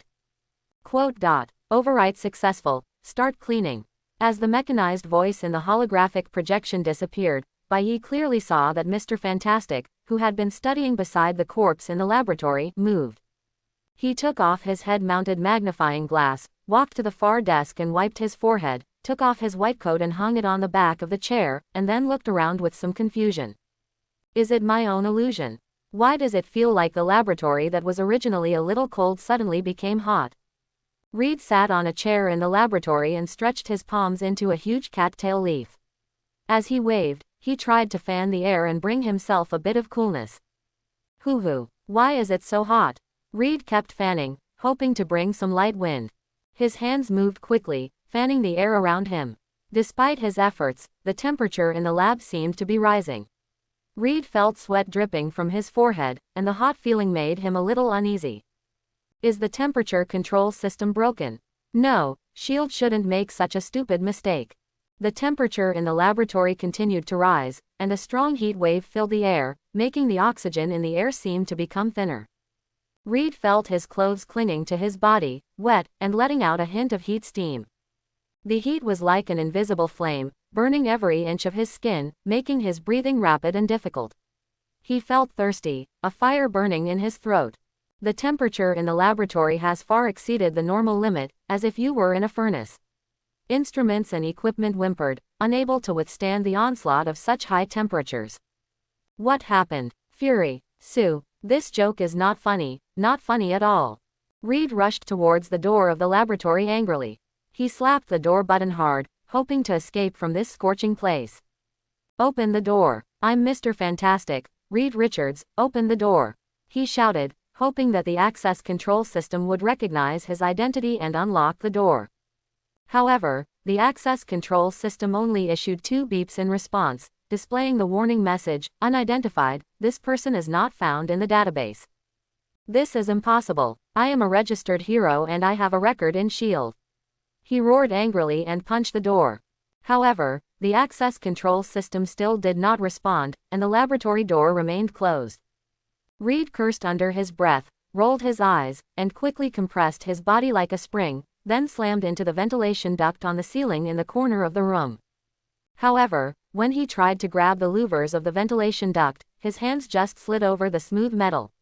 His mood instantly fell into despair, and anger burst out. Just after Reed landed in despair, he realized that things seemed to have gotten worse, because there was a strange movement on the wall beside him. His eyes widened and he stared in horror at a gun barrel protruding from the wall. Before his eyes, flames and fuel spurted out of the barrel, forming a terrifying tongue of flame that struck him. Who wants to harm me?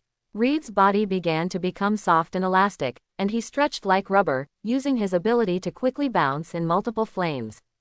His body contracted like a spring, then suddenly expanded, catapulting him out of the reach of the flames. With every bounce, he flew like a flexible projectile through the burning flames. What the hell happened? Fury, are you watching the surveillance? Help me. Fury didn't respond, and the only response Reed got was that more gun barrels continued to protrude from the wall, spraying flames at him as he dodged and moved. The flames raged in the laboratory, and Reed kept avoiding the flames, but the muzzle on the wall continued to spray red flames, forming a sea of fire. Almost the entire room was engulfed in flames, and the fierce fire filled the air with thick smoke. White coats, chairs, instruments, everything burned in the flames, making crackling sounds. The white coat on the chair was swallowed up by the flames and quickly burned to ashes, leaving only sparks flying in the sky. Equipment in the laboratory was not immune, with chemical bottles rupturing, making loud explosions and releasing devastating flames and smoke. The flames turned the walls into black coals and began to melt, dripping hot liquid. The entire scene became chaotic, and the fury of the flames turned the laboratory into a hellish scene. Reed felt a strong wave of heat coming over him, his skin was burning, and he could feel his clothes starting to melt. Why? Reed fell down next to the experimental table in the center of the room, looking desperately at the flames attacking him. Suddenly, Reed noticed that the skin of the corpse on the stage began to melt under the burning of the flames, exposing the broken bones. His eyes stared at this scene, and an idea suddenly appeared in his mind, and he seemed to understand something. He looked up at the ceiling, smiled crazily, and roared, "Fury! You blind! I know what you are afraid of. You are afraid of the future." His voice echoed through the burning laboratory, like the angry roar of a wounded beast. There was something crazy and desperate about his laughter. You idiot, can't you see clearly with one eye? Our resistance is in vain. Why don't you join those evolved creatures? Don't you understand the beauty of eternal life? Feeling the heat of the flames, his body began to be irreversibly melted. The burning flames eroded his elastic muscles and soft skin, and the rubbery muscles gradually lost their original elasticity. His skin began to melt, turning into a pool of scalding liquid that smelled of burning. The flames licked his body, causing him to feel immense pain. His body was like a piece of melting rubber, with deep depressions and signs of dissolution beginning to appear on the surface. The elastic properties gradually disappear, becoming soft and brittle. Ah, it hurts. It hurts. Just a few more minutes, just a few more minutes. I can evolve Susan and the others into new humans. We will. Reed's limbs gradually deformed and fell into a pile on the ground. His nose fell to the position of his mouth, one eye became a puddle, the other stuck out of the eye socket like a stick, and his ears flowed down to his legs. He had lost his human features and gradually blurred into a twisted mass. No one would think that this thing was still a living human being, but he was still roaring, but he was still wailing. Do you think you can escape from the zombies by killing me? Impossible. It's only a matter of time before you are eaten. Ah, my hand. The flames finally enveloped Reed's body, and his voice gradually faded away in the blazing flames. His last words echoed in the air. Wobu. Gone. As time passed, the flames gradually receded, and the raging flames dissipated in the air. The room gradually returned to silence, as charcoal and ashes covered everything. At the same time, the muzzle on the wall retracted back to its original position and disappeared into the wall, as if it had never existed. Everything was burned away, leaving only the dark mass in the center of the room. From the shape of the charcoal, it could be vaguely recognized that it was once a part of Reed's body. Although it has now completely lost its original elasticity and vitality and has become stiff and fragile, it still retains some residual outlines. At the moment before his death, the remains stretched out his hand, or part of his body, towards another mass of charcoal on the table. Everything that happened in the surveillance was clearly visible to Bai Yi. He smiled with satisfaction as he watched the ball of charcoal crack into several pieces. Your wife, Shield, is raising her, so don't worry about it. You are indeed right. Reed did betray him and wanted to transform the Fantastic Four into zombies. Fortunately, you reminded us. Fury stared at Bai Yi with one eye and said faintly. Reed used his last crazy speech to prove that he did have a brain problem. He actually called zombies new humans. Deadpool couldn't say such crazy things even after drinking 10 pounds of fake wine. Bai Yi smiled and said nothing. The madness of this Mr. Fantastic is far from being ranked among the many Reeds in the Marvel Universe. He is just stupid and looks crazy. Zombies can indeed live forever, but after being infected into zombies, they lose the self-healing ability of normal creatures. In other words, when a normal person has a cut of a few centimeters on his hand, he may heal within a few weeks and leave a small scar after treatment, but zombies will not. What will be left to those zombies will be a permanent open wound, and it is very likely that the wound will be torn even wider as the wind and sun expose it. The only way is to use a needle and thread to barely sew it up and pretend to be a showman. So what prophecy did you use? Mutant ability, alien, or some kind of black magic? I am. You're just kidding. I have no intention of prying into your privacy. A word of thanks can never repay your contribution to all mankind. If you have any needs, just ask us and S.H.I.E.L.D. will do its best to meet you. After feeling comfortable again and exhaling a puff of smoke, Fury grinned gently at Bai Yi. Bai Yi nodded. Can you cure cancer? The kind of advanced lung cancer. Cancer. Hearing this, Fury, who was about to put the cigar into his mouth, was stunned for a moment, and then looked up and down at the young man in front of him. This kid looked lively and rosy. Judging from eavesdropping on Wanda's conversation in the medical room, he also killed a lot of zombies on the way. The cancer cells in patients with advanced cancer will continue to proliferate and overabsorb the nutrients the patient consumes. In this case, even normal life is a problem, let alone slashing and jumping through most of New York City. Could it be someone from his family? Do you have cancer? Good. Bai Yi nodded and answered without reservation. There is absolutely no need to hide this kind of thing. Why not tell Fury openly? Maybe S.H.I.E.L.D. can have a way to treat him. Fury looked at the White Knight intently for a while, put the cigar in his hand into the ashtray and extinguished it, and said solemnly, "If you wish, I can send someone to take you for chemotherapy now. There are complete medical equipment here. I guarantee you will get the best medical care." "You mean you can't cure cancer? Not even S.H.I.E.L.D.? Bai Yi frowned. Sorry, we can't do it. S.H.I.E.L.D. is not omnipotent." After a moment of silence, Bai Yi's eyes became slightly dim, and he stood up and said, "I'm going to check on Wong and Wanda. Pietro should be waking up soon. Wait, this is for you." Fury opened the drawer of his desk and took out a tube of light green liquid the size of his pinky finger. It didn't look viscous and was very clear. Hearing this, Bai Yi turned around and took the thing from Fury's hand. "What is this?" "A semi-finished self-healing potion made from Logan's genetic samples. It also contains some nano-robots. We only have this tube. It is of course impossible to cure cancer. The self-healing factor is not omnipotent, but it can slow down the progression of your cancer. Diffusion speed. That should buy you a few more months. Thank you." "No, we should thank you. This is what we deserve." As he spoke, Fury took out another silver needleless syringe and placed it on the table. Bai Yi gently picked up the tube of light green self-healing potion, stuffed it into the syringe and looked at it carefully. The medicine swayed slightly in the syringe, like a living thing. He gripped the air syringe and pointed the needle at his arm. Pressing the syringe gently, the medicine slowly flowed into his body. As the medicine was injected, Bai Yi could feel a slightly cool touch, and the medicine formed a light green coating under his skin. The smell of the potion spreads in the air, exuding a fresh herbal aroma. He stared at his arm quietly, observing the effect of the potion. He could feel the power of the medicine, and the warm feeling began to spread from the injection point, allowing his muscles to gradually relax and the fatigue to gradually dissipate. At the same time, my face felt itchy, and the blood stains I had scratched before began to heal on their own. "Let's take a rest first."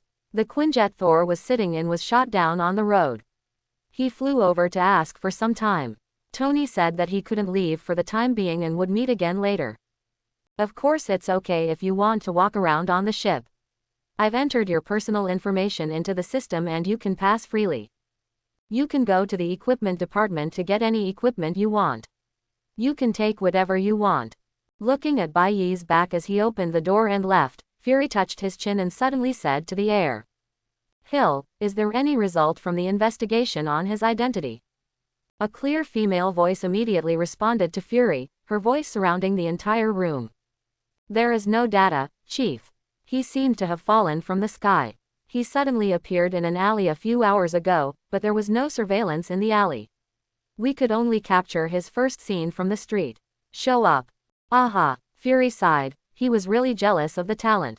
This guy's predictions were so accurate. I'm afraid cancer was one of the costs. But think about the various prophets that appeared in New York in the past.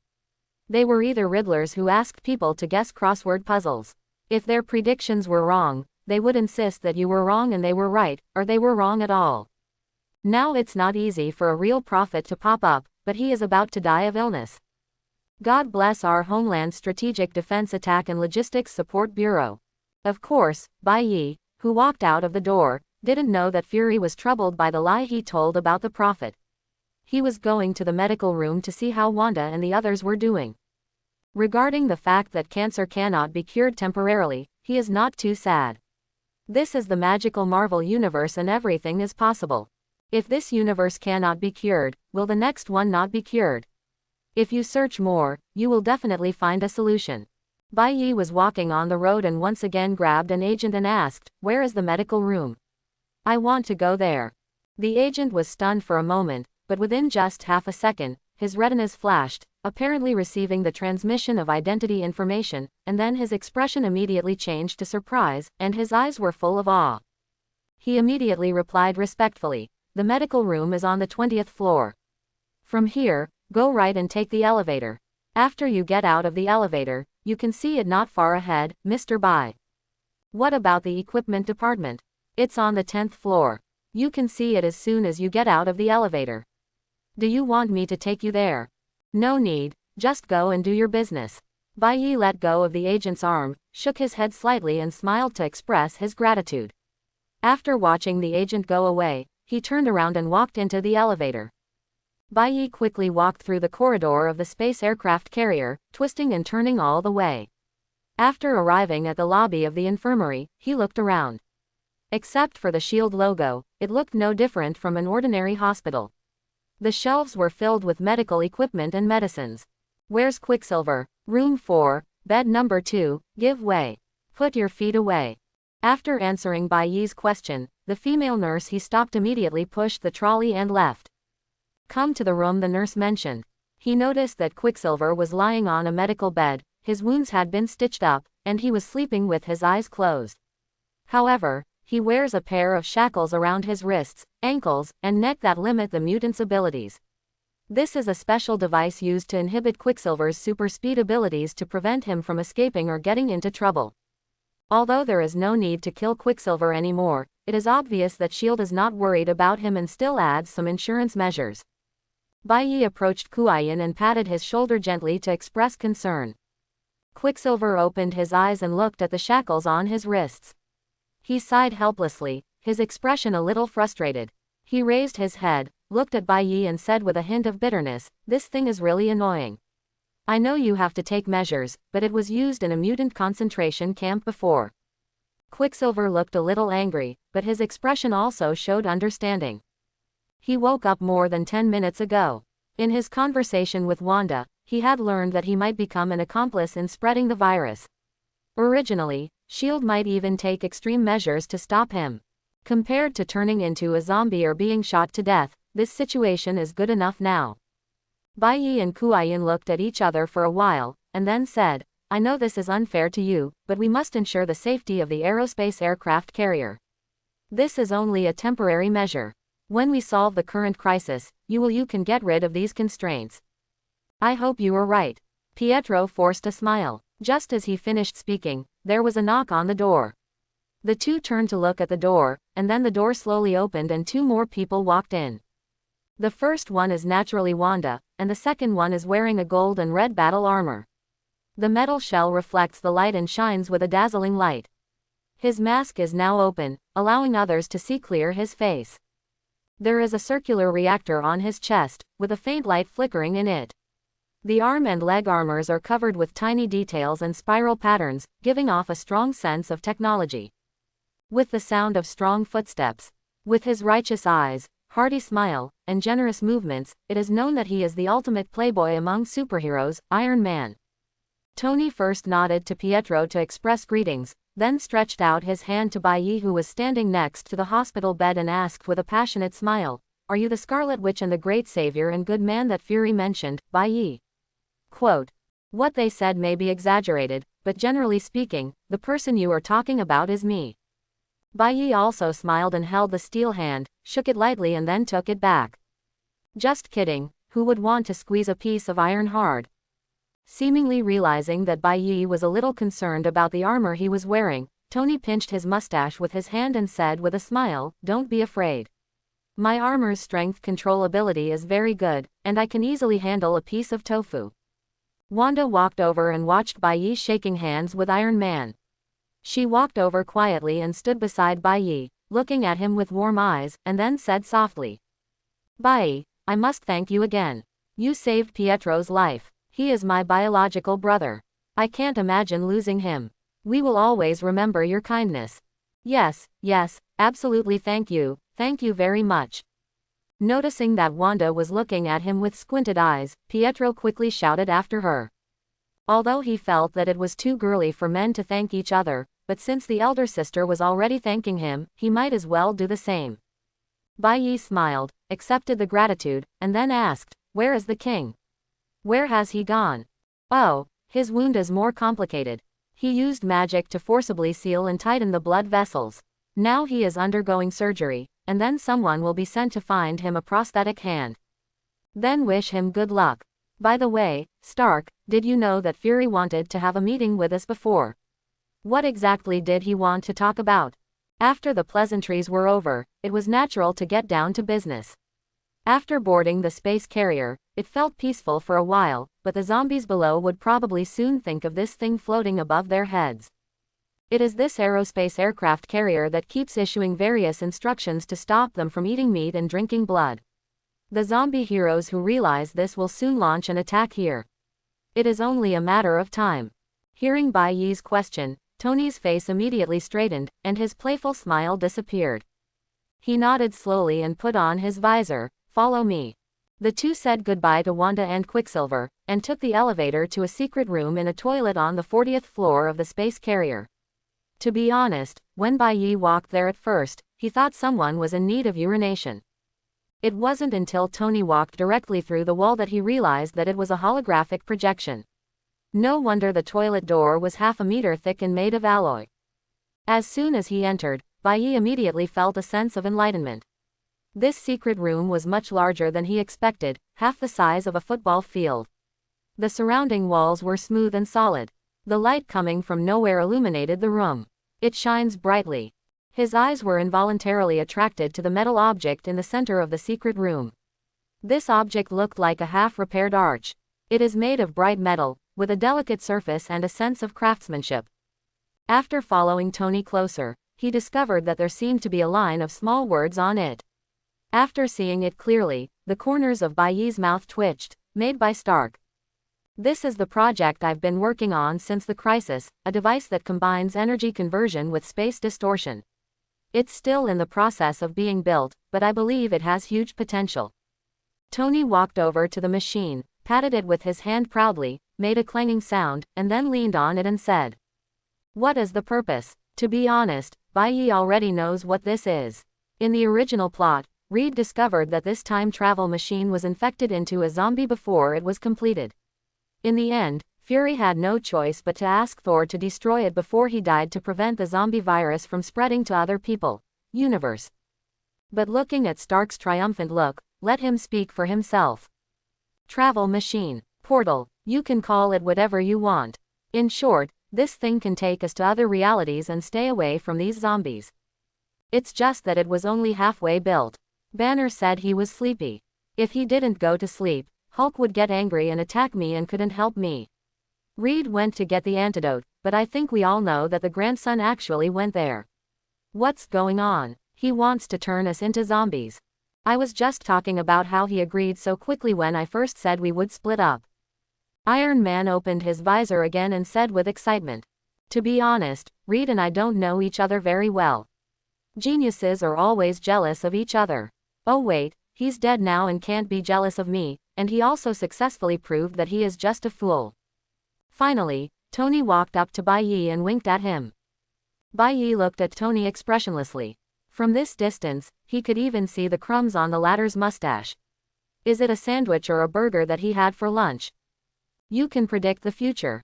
Right, Fury told me. Tell me, are we all still alive in the end? Bai Yi rolled his eyes and said vaguely, the future is not static, and I can only see some fragmented information, so I can't tell you accurately. Hey you, okay, how long will it take for this portal to be repaired? Tony's face straightened up, and the jokey look just now completely disappeared. If the three of them build it properly as planned from the beginning, it will be completed in about 5 hours. But you already know the situation of Banner and Reed. If you want it to meet the minimum standard for teleportation, even if Banner wakes up and helps me, it will take 4 days to repair it. If I am the only one, it will take a week. Hearing this, Bai Yi frowned slightly, but he was relieved quickly. Whether it was 4 days or a week, he couldn't afford to wait. Judging from the information he heard at the SHIELD Command Center before, it was not far from the time when the heroes sent were defeated and returned. Let alone 4 days, I'm afraid they won't even have 1 day, and this is the best plan when Bai Yi has already caused quite a butterfly effect. As for why it is repairing so slowly, you will know just by looking at the Iron Man in front of you. If the golden red armor model he is wearing is replaced in equal amounts in the MCU, it will be roughly equivalent to the technological level of Mark 7 or Mark 8. Tony's visor still looks like a welder's mask. This is because the timeline of the 2149 universe is very early. The enemies that the Avengers face at this stage are often gangs composed of street thugs, so they do not require an excessive level of technology. It will be very difficult to build the portal. The slowness is understandable. But understanding is understanding, he can't accept such a slow progress. At the current speed, if less than half of the zombie heroes are repaired, he will jump on the boat and start eating. You must know that there are many smart people on the zombie side, such as Hank Pym. This kid can prepare reserves for himself who will become a zombie in the future before he is transformed after being infected. Food thing. But fortunately, S.H.I.E.L.D. is not the only one in the world who can build teleporters. Too slow, I have another idea. Bai Yi waved his hand, and when he was about to speak, he was interrupted by Tony raising his hand. Wait a minute, Fury has asked us to go to a meeting. The two walked into the conference room. A long table that could accommodate more than a dozen people was placed in the center of the room. It was made of heavy solid wood. Perhaps this was the place where the Avengers originally met on the aerospace aircraft carrier. Fury sat at one end of the long table, nodded when he saw the two people coming, and stretched out his hand for them to sit down. On the other end sat an extremely tall blonde man, with his hammer flashing with thunder and lightning randomly placed on the table. He didn't care about his image as a god. He was sipping a bottle of beer, and there was a pile of empty cans piled up at his feet. Thor hiccuped, narrowed his eyes and looked at Bai Yi, and said with a smile, "Fury. Hiccup, is this the Hiccup you mentioned, the wizard who saw the future?" Bai Yi sighed, "Is this the first person to say this today?" "Ah, yes, it's me. After answering expressionlessly, he sat down. The chairs here seemed to be high-backed leather chairs, which were sturdy but also comfortable. Everyone had arrived, and Fury did not make any more greetings. Instead, he said directly with a solemn expression, "The dispatched S.H.I.E.L.D. team suffered huge losses during the mission. We lost nearly half of the team members. But the good news is they got the job done. We have brought back as many superpowers as possible who are still able to fight, including Wolverine, U.S. Agent, Tigress, Ghost Rider and nearly 100 other superheroes, but this is not enough." A familiar holographic image rose. At this time, most of the map of the United States had turned into deathly black, and the rest was all infected red, and it was still spreading outward. "So I called you here just to hear your opinions." Ahem. Thor cleared his throat, put down the beer in his hand and stood up, his red robe fluttering, finally looking like a Nordic god. "You warriors, why don't you unite as one and work together to defeat this group of zombies? Only in this way can I blunt his edge and boost my righteousness." He always likes to use ancient English to talk to others. It's not that the son of Odin can't speak modern languages, it's just that he feels that using ancient English to communicate is more in line with the image of the gods. This is up to him. But Loki is different. This shrewd and cunning guy talks about people and tells ghosts. "Ha, let's go shoulder to shoulder. Those zombies are not short of sharp teeth and sharp mouths. It only takes a minute to infect us. Even if you sacrifice yourself, you will not be able to enter the Hall of Valor, because this is not honorable and will only make you stupid and ignorant." Quote. Bai Yi shook his head and said slightly mockingly. Thor's expression changed and he was about to get angry, but his brain that was overly soaked in alcohol still shook slightly, letting him understand that what Bai Yi said made sense. The world is too big for the remaining superheroes to do anything about it. The aerospace aircraft carrier is not some Noah's Ark floating in the sky that allows them to constantly rescue people from the outside. In the face of such a crisis, their own plans are still unclear. It's a bit of a house game. He sat down angrily, opened a new can of beer and drank it. It was better to let the smart people do the planning and other things, he only needed to swing the hammer. Tony cast an approving look at Bai Yi, and then said, "Maybe we should consider other options, such as escaping from this world and going to outer space or a parallel universe." Fury shook his head. "Space is not a consideration. If we do this, we may be overtaken by them before we fly out of the solar system. As for the parallel universe, how long will it take for your time travel machine to be built?" "A week, if Banner can." "Dr. Banner can't help you. The end of the world has brought too much pressure to him. His heartbeat has been very fast. Just controlling the Hulk is enough for him. There are enough troubles now. I don't want to. I saw a green-skinned monster appear on my spaceship and smash it.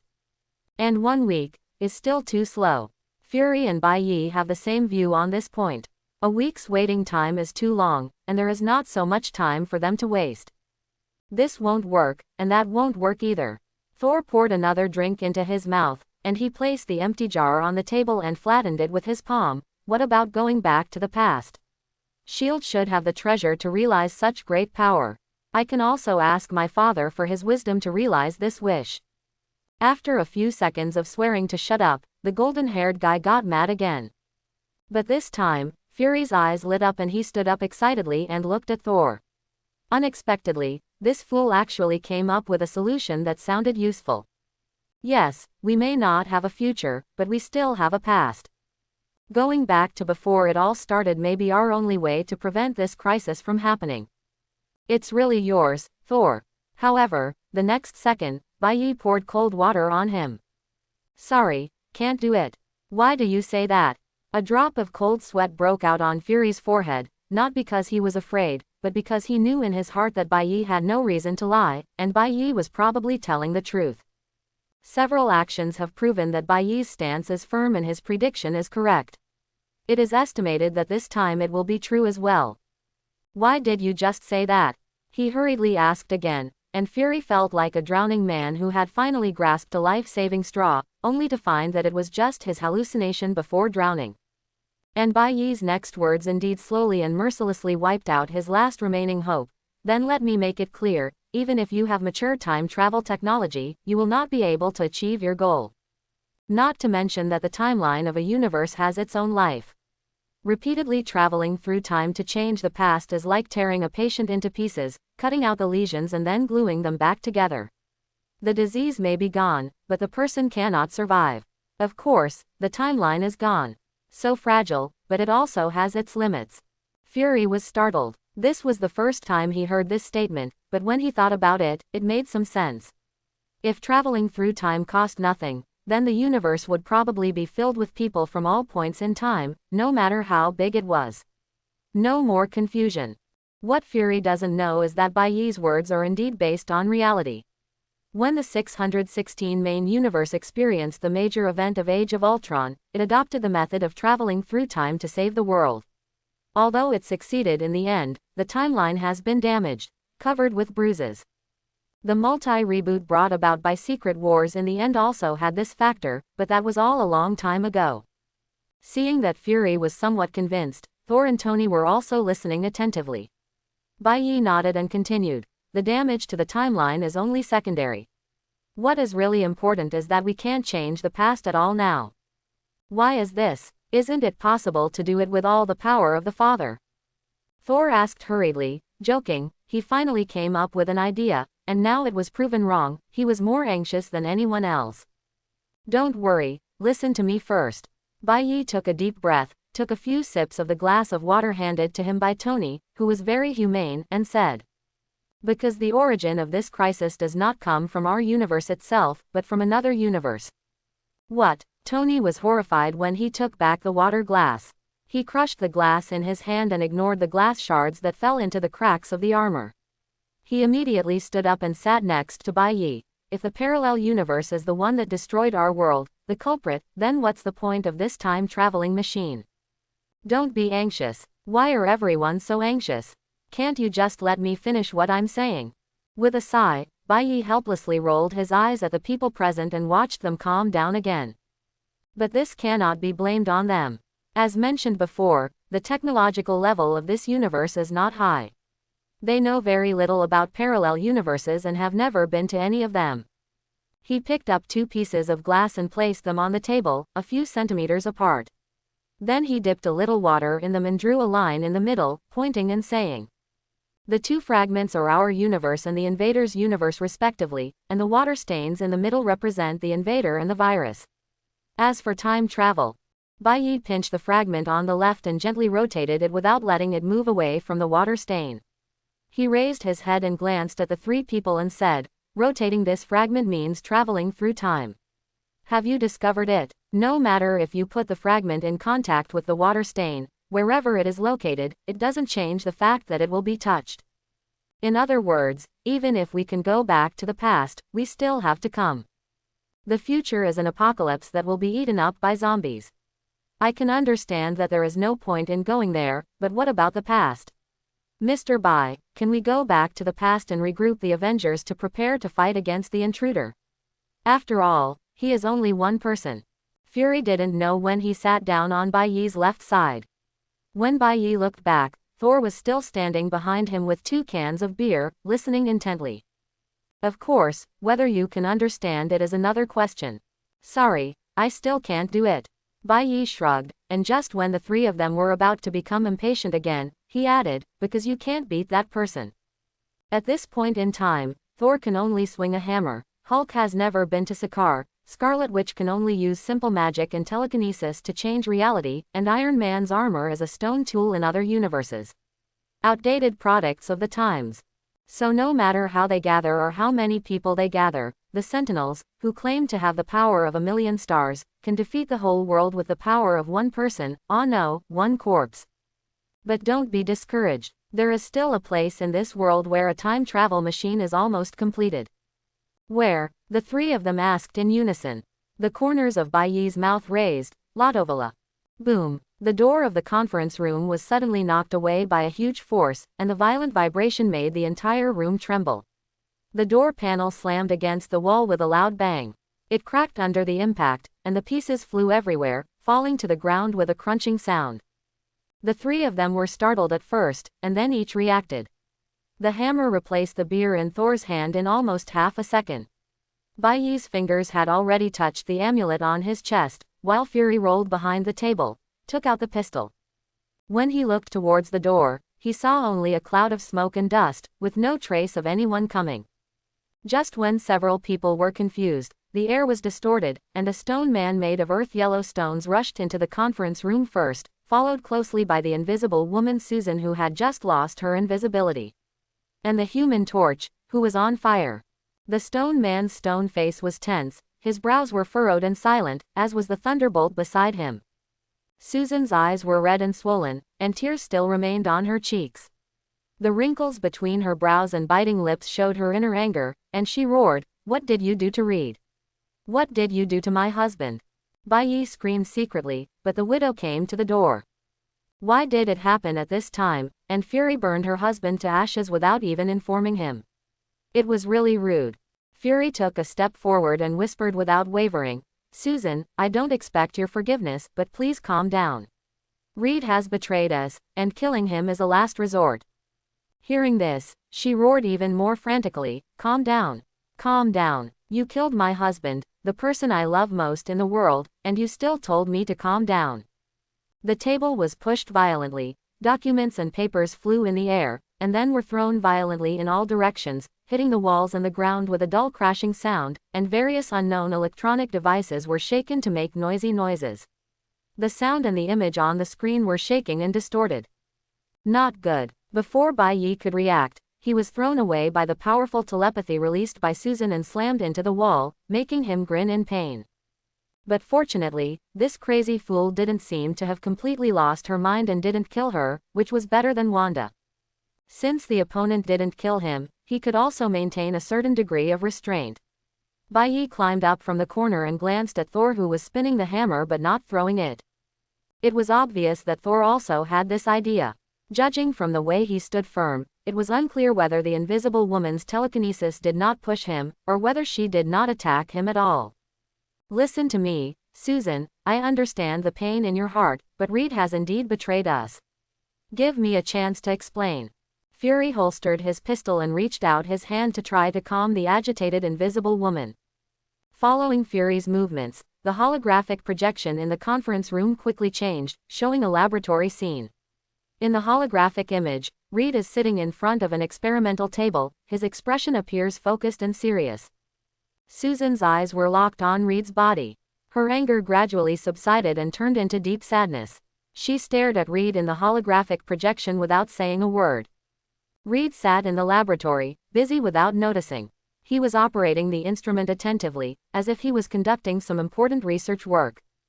"This is footage from 3 hours ago, let's fast forward a little bit." The picture blurred slightly, and then turned into Reed struggling in the sea of fire. Susan's pupils shrank instantly, and Reed's gradually distorted body was reflected in her eyes. Her body trembled slightly, and just when Bai Yi thought that the telepathic storm was about to blow up in the conference room again, Reed's sharp shout made the invisible woman stunned. Fury, you blind. I know what you're afraid of. You're afraid of the future. You idiot, can't you see clearly with one eye? Our resistance is in vain. Why don't you join those evolved creatures?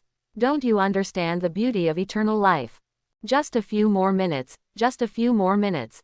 I can evolve Susan and the others into new humans. We will.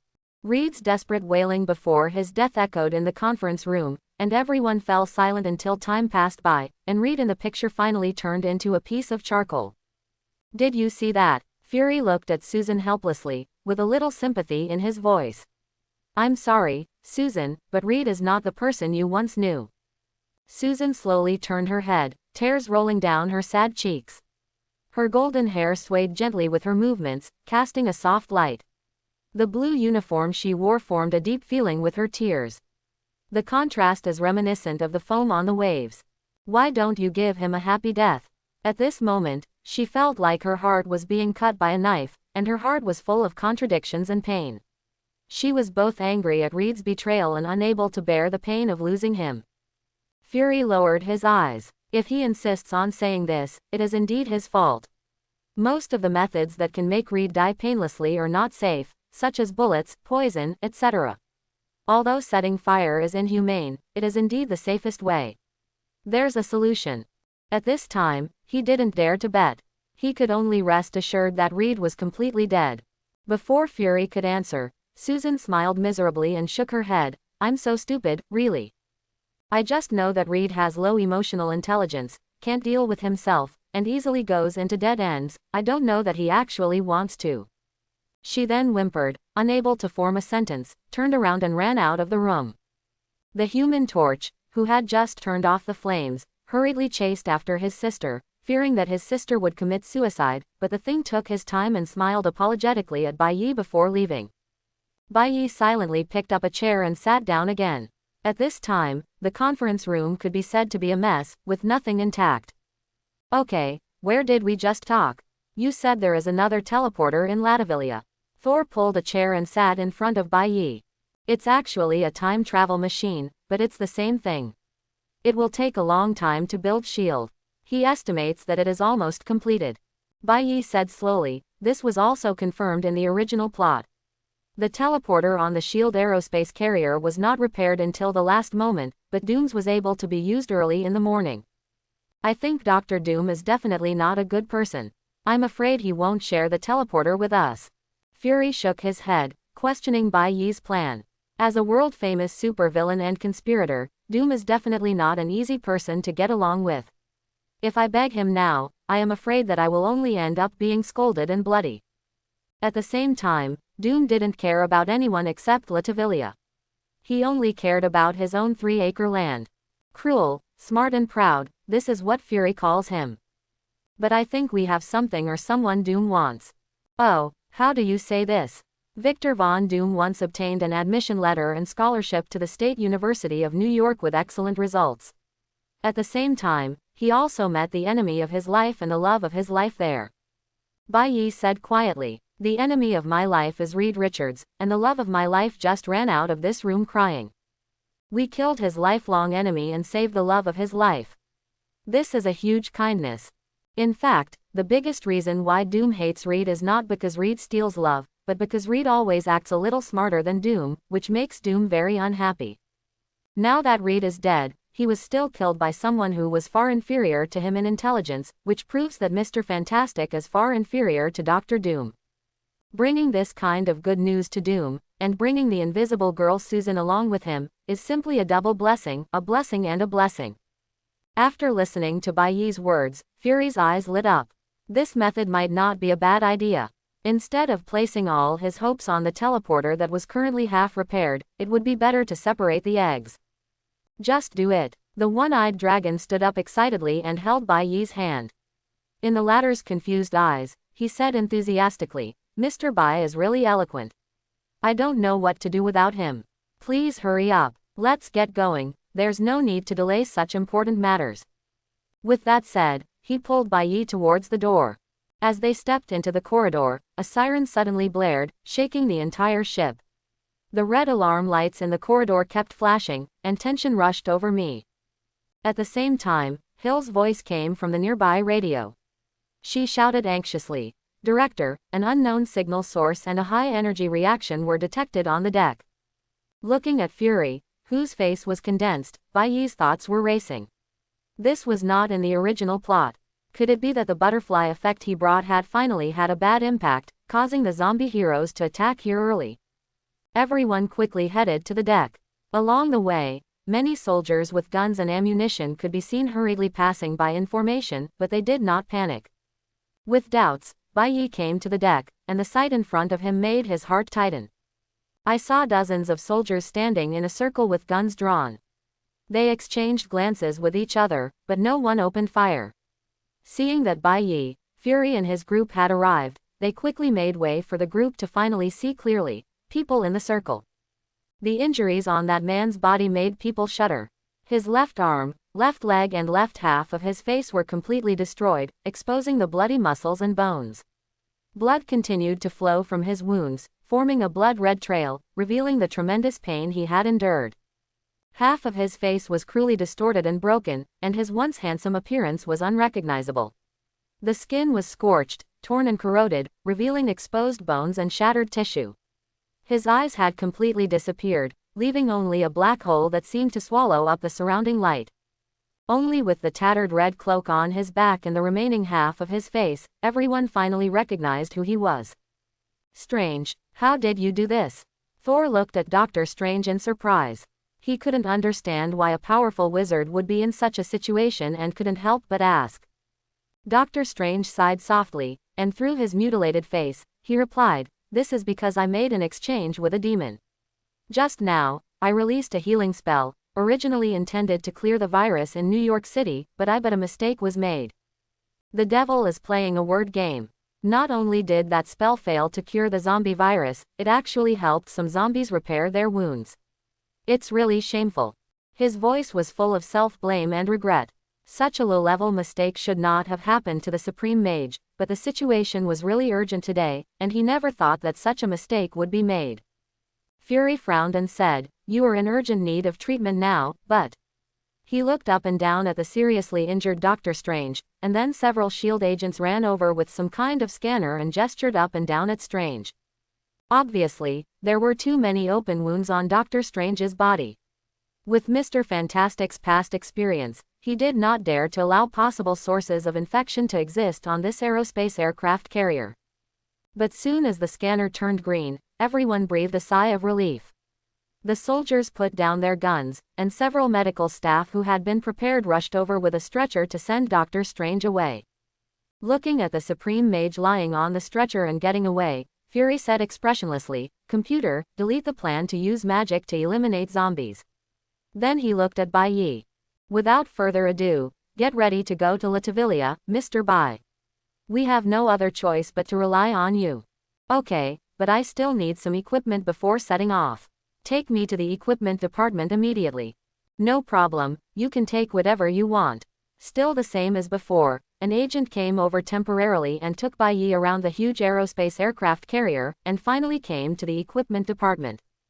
Bai Yi stepped into the equipment department and was immediately shocked by the sight in front of him. The place is spacious and tidy, with a variety of weapons, protective equipment and technology products displayed on tall metal shelves. A light blue display screen hangs on the wall, displaying the latest scientific and technological research results and tactical information. The lighting is bright and even, making the entire space appear vibrant. In the center of the equipment department, a large operating table is equipped with various terminals and monitoring equipment, displaying real-time battle conditions and equipment inventory. Next to the console, stood a young Asian female agent wearing a black tactical uniform. The female agent held an electronic device in her hand. She carefully checked Bai Yi's identity information. After confirming that it was correct, she walked towards Bai Yi with a smile. "Welcome to the equipment department, Mr. White Knight. I am Agent Sky, responsible for distributing and managing equipment. According to Director Fury's orders, I will try my best to meet your needs." Sky. Bai Yi was stunned for a moment when he heard the name, and then carefully looked at the female agent in front of him. In the TV series Agents of S.H.I.E.L.D., there is an alien superpower whose real name is Sky, but he didn't know that this Sky was in front of him. Does Kai have the same name, or is he a different dimensional counterpart of the MCU? So is she also an alien in this world, but after joining S.H.I.E.L.D., she didn't have the opportunity to come into contact with the Terrigen crystal and gain superpowers. If Mr. Bai, seeing Bai Yi staring at her in trance, the female agent couldn't help but ask. Oh, it's nothing. I want a lot of things, so let's make a list. After saying that, Bai Yi smiled and took the pen and paper handed to him by Sky, and started writing and drawing. Looking at Bai Yi, who was moving at a fast pace and constantly changing lines, Agent Skate suddenly shuddered.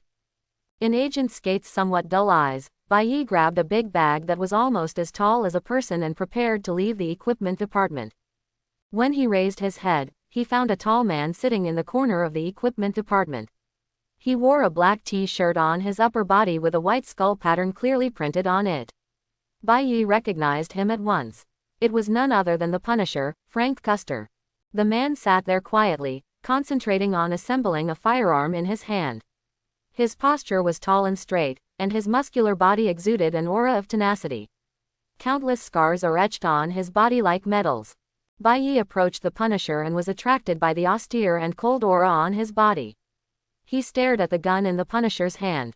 In the Punisher's hand, the gun was no longer just a cold metal, but an extension of his life. In the silence, Bai Yi felt the Punisher's eyes sweeping over him. According to the original plot development, the Punisher had been infected into a zombie due to the betrayal of his cheating teammate Ash Williams, and eventually chased him all the way to Latveria. However, due to his intervention, Ash was thrown outside New York City from the beginning, so that the Punisher not only survived, but also came to S.H.I.E.L.D.'s aerospace aircraft alive.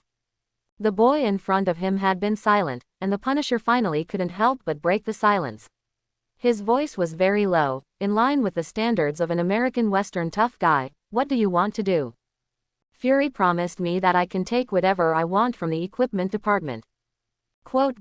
Then what? Bai Yi stretched out his hand and pointed at the Punisher. Then he saw the man in front of him lowered his head and muttered, and the meaning in his mouth happened to be the same as the combination of 2 of the 26 English letters. The Punisher's reaction was not surprising, but Bai Yi was not angry.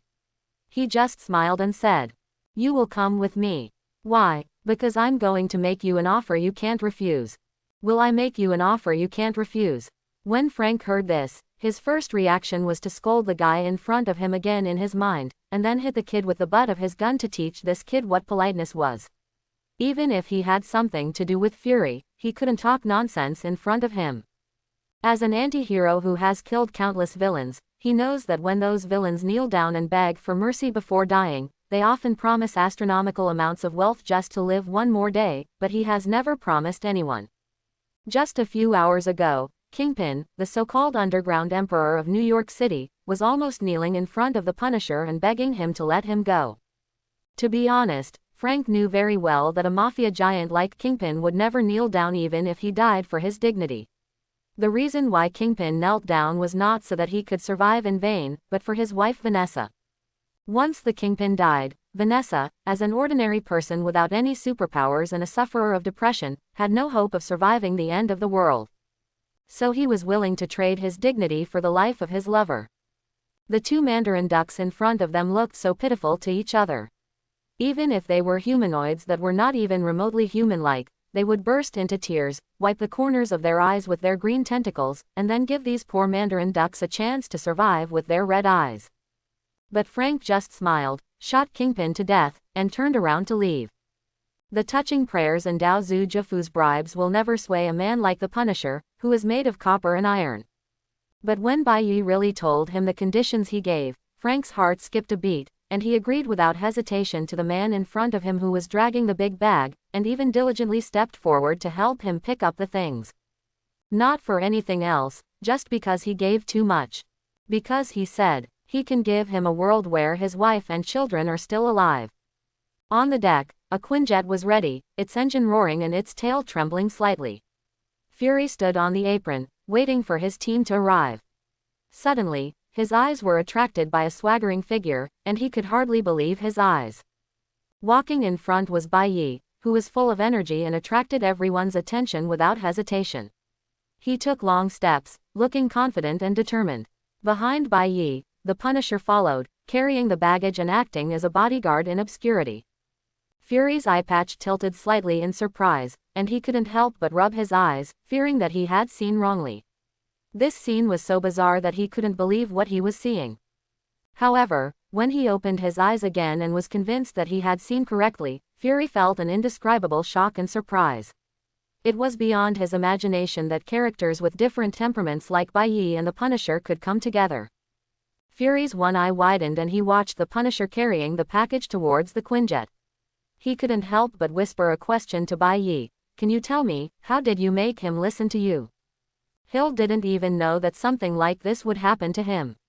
He even poached S.H.I.E.L.D. in the face, and he didn't even know the result. Looking at the way the Punisher looks like, it is obvious that he is not suddenly suffering from a murderous addiction and wants to meet with the incomparable villain Doom for a while to remove a scourge from the world before it is destroyed, but he sincerely wants to work for Bai Yi. Bai Yi didn't say anything, just smiled and patted Fury on the shoulder, and stepped onto the quinjet in the face of the latter's blank eyes. As soon as they entered the cabin, they saw Quicksilver and Wanda already sitting in rows. Thor simply drank 2 wooden crates of beer to masturbate, while Frank sat far away and remained silent. It can only be said that it suited his image.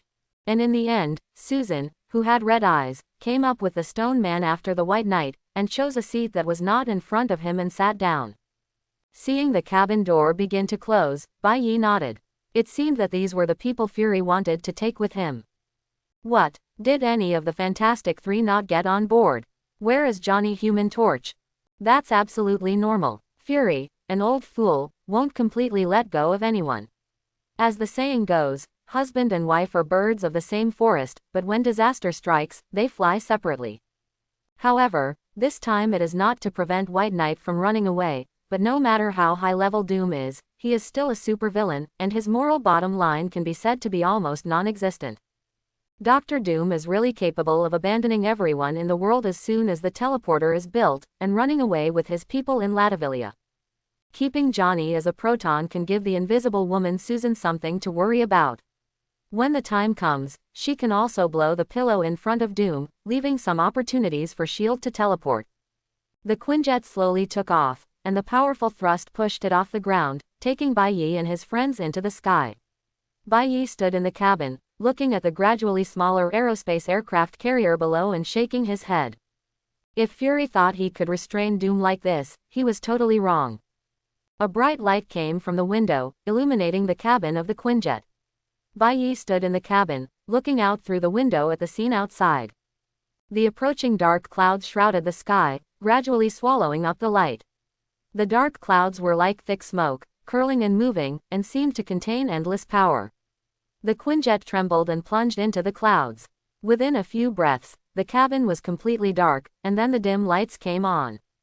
Crack! The sound of a beer can being opened was clearly audible in the quiet cabin. Bai Yi turned around and met Thor's eyes, who had a relaxed smile on his face. Bai Yi, would you like some? Thor smiled and stretched out a big furry hand, handing Bai Yi a can of beer. Bai Yi frowned slightly, but then relaxed his expression. He took the beer can, gently opened the tab, and the aroma of beer filled the air.